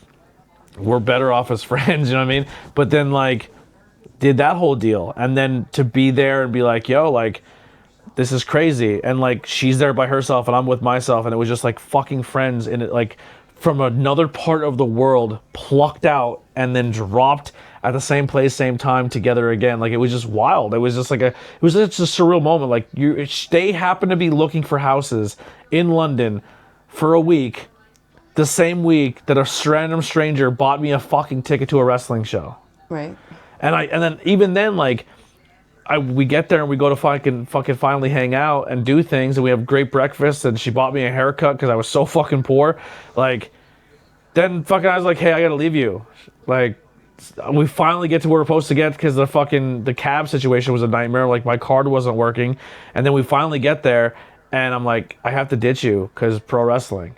And then a part of my head was like, this is why your fucking wife left you, you fucking idiot. You know what I mean? Like, she, like, why are you and Jackie are here for the first time ever to fucking have a moment, and like, but the wrestling show that you got comp tickets to in another country, you're on a VIP list. And I, like, kind of said that to her. I was like, I really want to spend the day with you and hang out. This is fucking fun. Like, but like, this is why I'm here. And and she was like, 100% go. But I still felt like a fucking dick. And I didn't stay for the second show because of it. You know what I mean? Like, so that was cool. Like, not that aspect, but like having that moment. And then just seeing James. And then going and eating at a Philly fucking sports bar in London. Like, I don't know. It was just like a lot of home and a lot of like finding a new place. It was cool. So that's my moment. When did you feel? I don't know if I've had that moment yet. Really? I was laughing, not like laughing, but while you were saying it, you're like, that was the best week ever. And I was like, that was the worst week ever. It wasn't the worst week ever, but like, back home, I was having a shit fucking time. I lost my job. I had a friend that I thought was a friend that tried to take it to another level, and you were in another country. My stray cat. A friend that I put you together as friends. A stray cat that I let into my house decided to have kittens underneath my freaking side table in the middle of the night. That's not the cat. Where's Boom? I know, I'm just petting him. That's where Boom came from, in case y'all are wondering. Yeah. But good things came from that too. Mm-hmm. Like I think a lot of. That kind of changed the trajectory of my life too. Not like you going to London, but like there's been I've had a lot of moments that have been different for me that like it's like, okay, hey, time to switch up again, time to start over again, time to start over again, time to start over again. But I can't think of a time where like, I'm not saying that I haven't had moments that were like fantastic for me, but like I started giggling because the things that you were talking about, like realizing how small you are on the earth, like how small your problems are compared to everybody else's. I've felt that twice in my life. Both times I was hospitalized. Both times I was in a mental institution. I was sitting around people. Like the first time I was 18, I was in the Air Force. And I got tricked into going. That was some BS. Ashley, I'm still mad at you, but I still love you, girl. Anyway, I was told that like that was a different suicide attempt, but one of the supervisor staff sergeants was like, "You're gonna come stay with me tonight," and I was like, "All right." She's like, "Pack up a bag, like I'm gonna bring you back and forth to work. Like get your gear, get everything that you need for work and your uniforms, whatever." And I'm like, "Okay." Bitch drops me off at the fucking hospital. Ho. Anyway. But I didn't take it seriously. Like when I first went in there, I was like, I want to kill myself, and I'm in the Air Force. I'm with a bunch of people that I don't fucking know, and nobody gives a fuck about me. Nobody gives a shit. As long as you show up to PT, show up to work, nobody says anything to you otherwise. And it was like I was the 18-year-old girl surrounded by a bunch of dudes, and like dudes didn't take the 18-year-old girl seriously. They're freaking anyway. Regardless, by the time I got to the mental hospital, I was like, I just don't care. Like, I don't have anybody in my life that I care about. And ironically, the only person that called me while I was in the hospital was my ex-husband. We weren't even dating at the time, but he came and he visited. He brought me cigarettes, the whole whatever. But being in there the first time, I didn't give a crap about anything that was going on. I was pissed off because I got tricked into being there. I ended up being there for almost 3 weeks before I got sent then to an outpatient like situation. But being in there, I was like when I first went in, I was just like, everything's fucking horrible.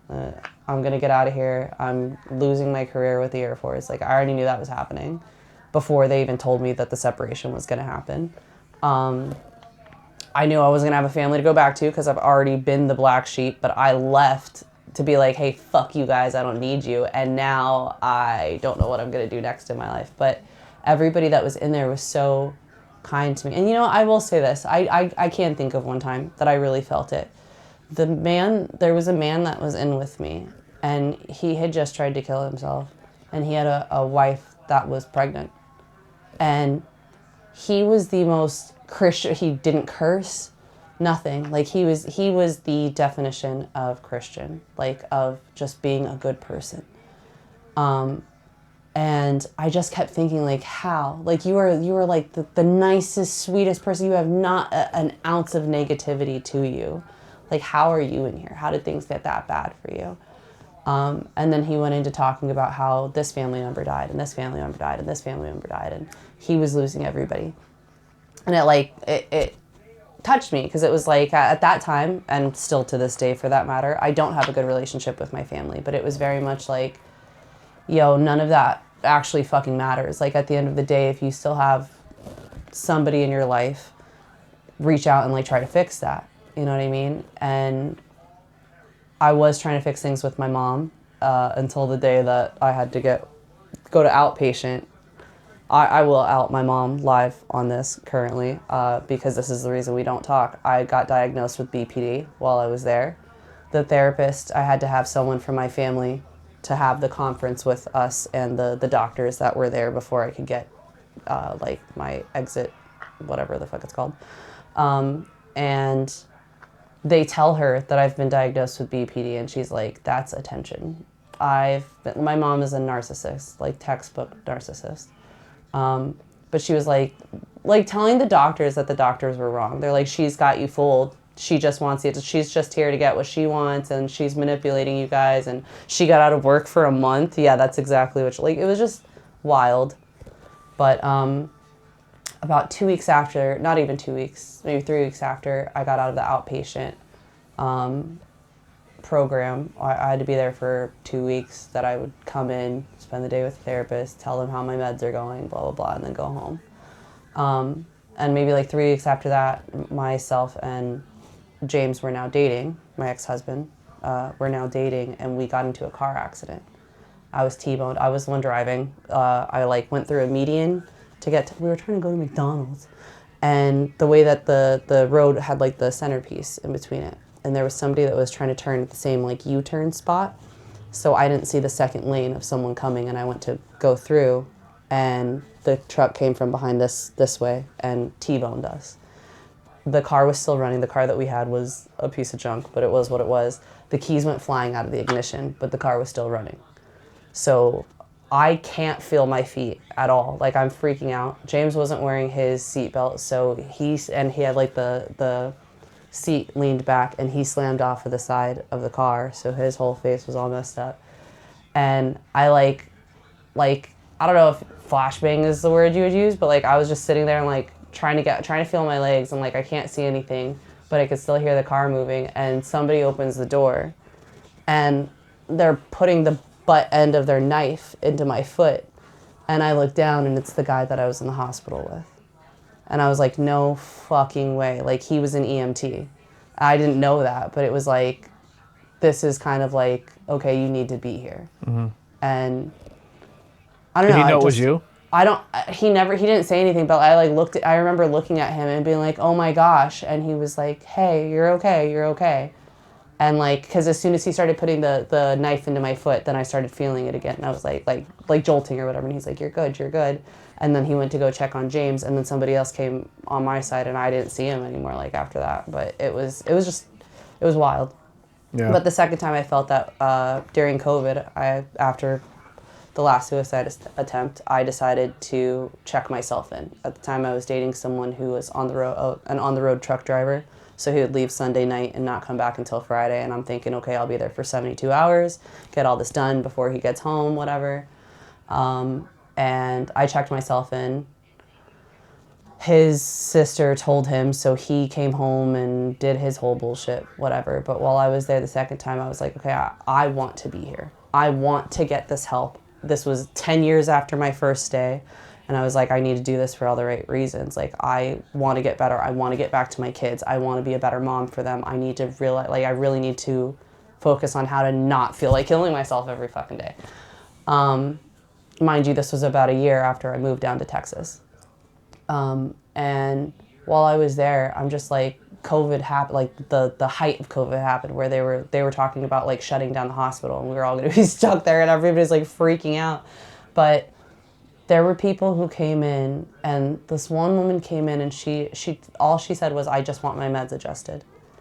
And she wouldn't talk to anybody for the first 2 days she was there, and they were like, we're keeping you over the 72 hours. And she's like, all I wanted was my meds adjusted. And she came in the one day, like they'd force you to come out for group therapy. You can't stay in your bedroom. Like, there's specific times when you can go in your room and things like that. But they would like pull her out and be like, okay, you're going to sit here with everyone. You can't have your blanket. Like, you need to be focused, like whatever. And she just lost it. She went into full hysteria where she was crying. She was throwing things. She was angry. And then I was watching her, and like, it's really hard for me to put it into words, but I felt like I saw myself in her in that moment. Like, I've had moments, like I've had a moment with you, which I'm not proud of, where I was shaking. I was physically shaking, and I took your laptop. I was upset. But it was like watching that, and just watching that, like, I could feel her pain even though I had no idea what she was upset about. Mm-hmm. And I guess that's where I was getting at, was that not so much that I felt alive, but in that moment it was like I knew what that feeling was. And I felt like, okay, you're not completely insane. Like, this is a real fucking thing. But I felt another part to that story, I guess, was I was still very, very much drinking. I was drinking a lot. Like, the night before I checked myself in, I drank a few bottles of wine, and I had full plans on just walking out into traffic. So I was also put into the codependency unit at my second stay. And like realizing a lot of, I'll go ahead and talk about my finger tattoos now, but the doctor, the one therapist that was in the codependency unit, he put us into a room and we were going to do karaoke for our recreation time or whatever it was, in a brightly lit, white as hell, white tile, white walls, everything room. And I've been doing karaoke for freaking ever, but I can only do karaoke drunk. And they're like, Lily, you've been talking about karaoke left and right. You say you go down to Whiskey River on Wednesdays, Thursdays, and Fridays for karaoke, you're going first. And I'm like, what do you mean I'm going first? But like, it was terrifying to me. It was just, but like, it sounds crazy. No, I'm just saying, like, I'd been like, all right, here's my song. 1 bourbon, 1 shot, 1 beer. Do you know what song I did? I did Mama's Broken Heart by, not Carrie, is it Carrie? Yeah. Miranda Lambert. I just like me, like, Tony, you said you did karaoke. I don't know if you have my song. So my song's literally... 267. Touche. But my song's literally about a girl going crazy and being like, I'm not going to do it in a pretty way. I'm going to do it however the fuck, like, unhinged as I can be. Yeah, you picked your audience. You sang to your audience. Oh, yeah. Oh, my God. They were hooting and hollering. Yeah, it was great all the time. I would have been... Yeah. Oh, man, Dolly Parton in Tennessee. Her titties are... Tennessee. Yeah. And everyone in the psych ward, like, yeah, we're keeping There him. was a guy who did Under the Bridge, and I was like... Did everyone pick... This is the song that you chose? Did everyone pick depressing songs? Oh, yeah. Oh, did man. Anyone pick one upbeat... So, in suicide karaoke night, did everyone pick anyone? I'm going to go ahead and say R.I.P. I'm not going to say his name. But this dude did a Johnny Cash song, and it was the most beautiful fucking thing I ever heard. And he had psoriasis, which got really bad every time he drank, right? So he was a really, really bad alcoholic. And I picked him up a few times. He asked me to take him to AA after we got out. And I was like, yeah, whatever you need. Like, he was such a sweet, kind-hearted man. And a few weeks after that, they found him dead in a lake of water, where he got the cans all laid out, everything, but he fell asleep with his head in the water. Yikes. Mm-hmm. Yeah. Hope you loved the episode. Yeah. Lots of good shit to talk about. Superheroes and suicide. So, 420 traditions, huh? I don't have any. Sad. I never had a 420 tradition. I only ever had one, because my bestie's a pothead as hell, but the girl who got me into smoking mostly, me and her would, on 420, mind you, at the time we had a little more laid back jobs where we could pick and choose our hours, so we would never go to work on 420, and we would just smoke all day. Is 420 Sunday? Yeah. Okay. That's what I was saying, I gotta go to the dispo by Wednesday. Because we got planned. Well, or we could just go Thursday. Because right, we're doing WrestleMania. Here's my recommendation. But at any rate, so we would smoke every hour. We'd order 2 giant ass pizzas. So there was a place that they were called Trojan pies because it's Nanny Coke Trojans. That was like their mascot. But these pizzas were like this big. They were $12 fucking. Huge. We would each get a pizza. Both of us are lactose intolerant. We would each get a pizza and we would sit all day and just binge watch Friends and just get stupid high. And we don't have to watch Friends, but I kind of want to do that. We could just do it with WrestleMania. Yeah, it's fine. Well, let's watch a movie before WrestleMania. Okay. And then that'll be our movie we watch every year. Or 2. Okay. You pick a movie, I'll pick a movie. Okay, but it can't be how high. Like, it can't be something that's, like, super obvious.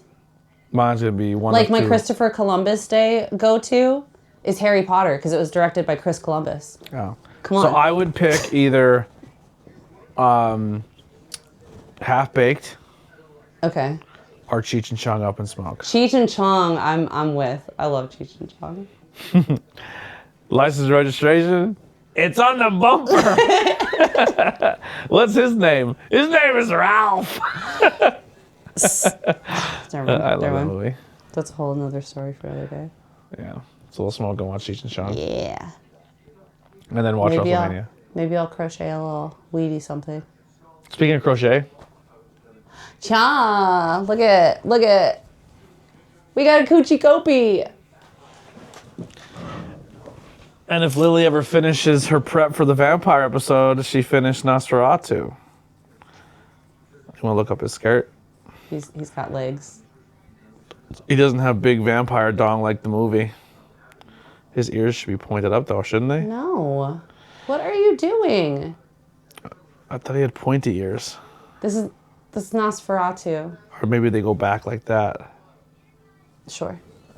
Am I right? I literally did it exactly like the pattern. It looks just like it looks like in the book. They are upward. Yeah.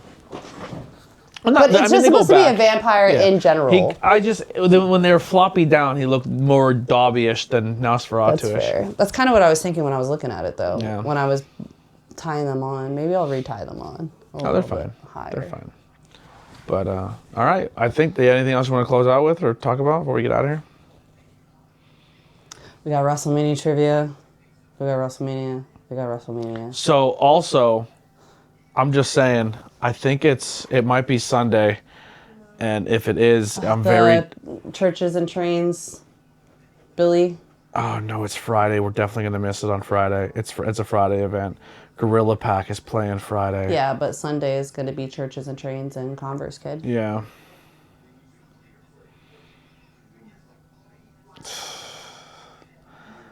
Listen, I'm sorry, everybody. It's fucking wrestling weekend. You're not getting me. It is what it is. Right? It is what it is. I think you understand, right? They have to understand. That's kind of how I feel like it too. Yeah. I was like, there's just so much to do this week. I still haven't even made my outfit for WrestleMania. Yeah, I don't even have I'm not even super invested in WrestleMania. There's a few matches I'm excited for, but I haven't been watching any of the build up for anything because I just kind of been taking a break so we don't have live TV. Yeah. But it's still WrestleMania. I sat and talked WrestleMania all lunch today with a kid so this kid he's just very quiet. He's just very reserved. And last week he was going around with a fundraiser thing for Krispy Kreme, and I was like, you gonna ask me? And he was like, oh, I didn't realize. I was like, I love Krispy Kreme. But anyway, so I had said something to you. I think I was on the phone with you last week about, we're still gonna see Prince Nana on Saturday. And he looked up. He was scrolling on his phone. He's like, Swerve is goated. And I was like, oh, you like wrestling? So then today, I was it's super dope when you find wrestling. Yeah, so I was showing him the picture of me with Prince Nana. He's like, that's so cool. And then I was like, do you want to talk WrestleMania predictions? He was like, yeah. And he pulls up the card, and we were talking about all of it. He has some good takes. I invited him into the Discord for Sunday. Okay. So he was saying, because he has a fiance and a really young baby at home. He was like, I might not be there right away. I was like, I don't think we're streaming it. Probably just a watch party. It'd probably be somebody will try to stream it in there. If not, you just watch it on your own time. Yeah, it'll be a fun time. Yeah, I think the Discord's doing night 1 and night 2, but I told them we won't be there for night 1. Fair. Yeah. All right. And that's about all I got. Yeah, so we'll catch back up with you 2 weeks. Tell us how bad the episode was without Bri, or if we still held it down. We miss you. We hope you enjoyed your band, and we'll see you then. But yeah, tons of content coming. Yeah, I don't know. Lots of content coming. You got some interviews scheduled. Yeah, I got some people who said they're interested, but we'll see. We'll reach out and see how it goes, because people say that and then nothing happens. I don't think the people that said things to you are those people. We'll see. You already technically got one, and you snubbed him, if anything. Yeah. On accident. And he's a beautiful Italian man. Right? On accident, but still. But yeah, we'll end it here. So content is still coming. Hang out, bear with us. We have beer reviews coming. Actually, when I get off here, I might do some editing, or I may not. Maybe I'll save it for tomorrow, because you said there's spa day tonight, right? Perhaps. I don't know. What time is it? Well, let's finish the podcast so We'll it's not find too late. out. We'll see you guys next time. We're out of here. Blazing Buds. Bye.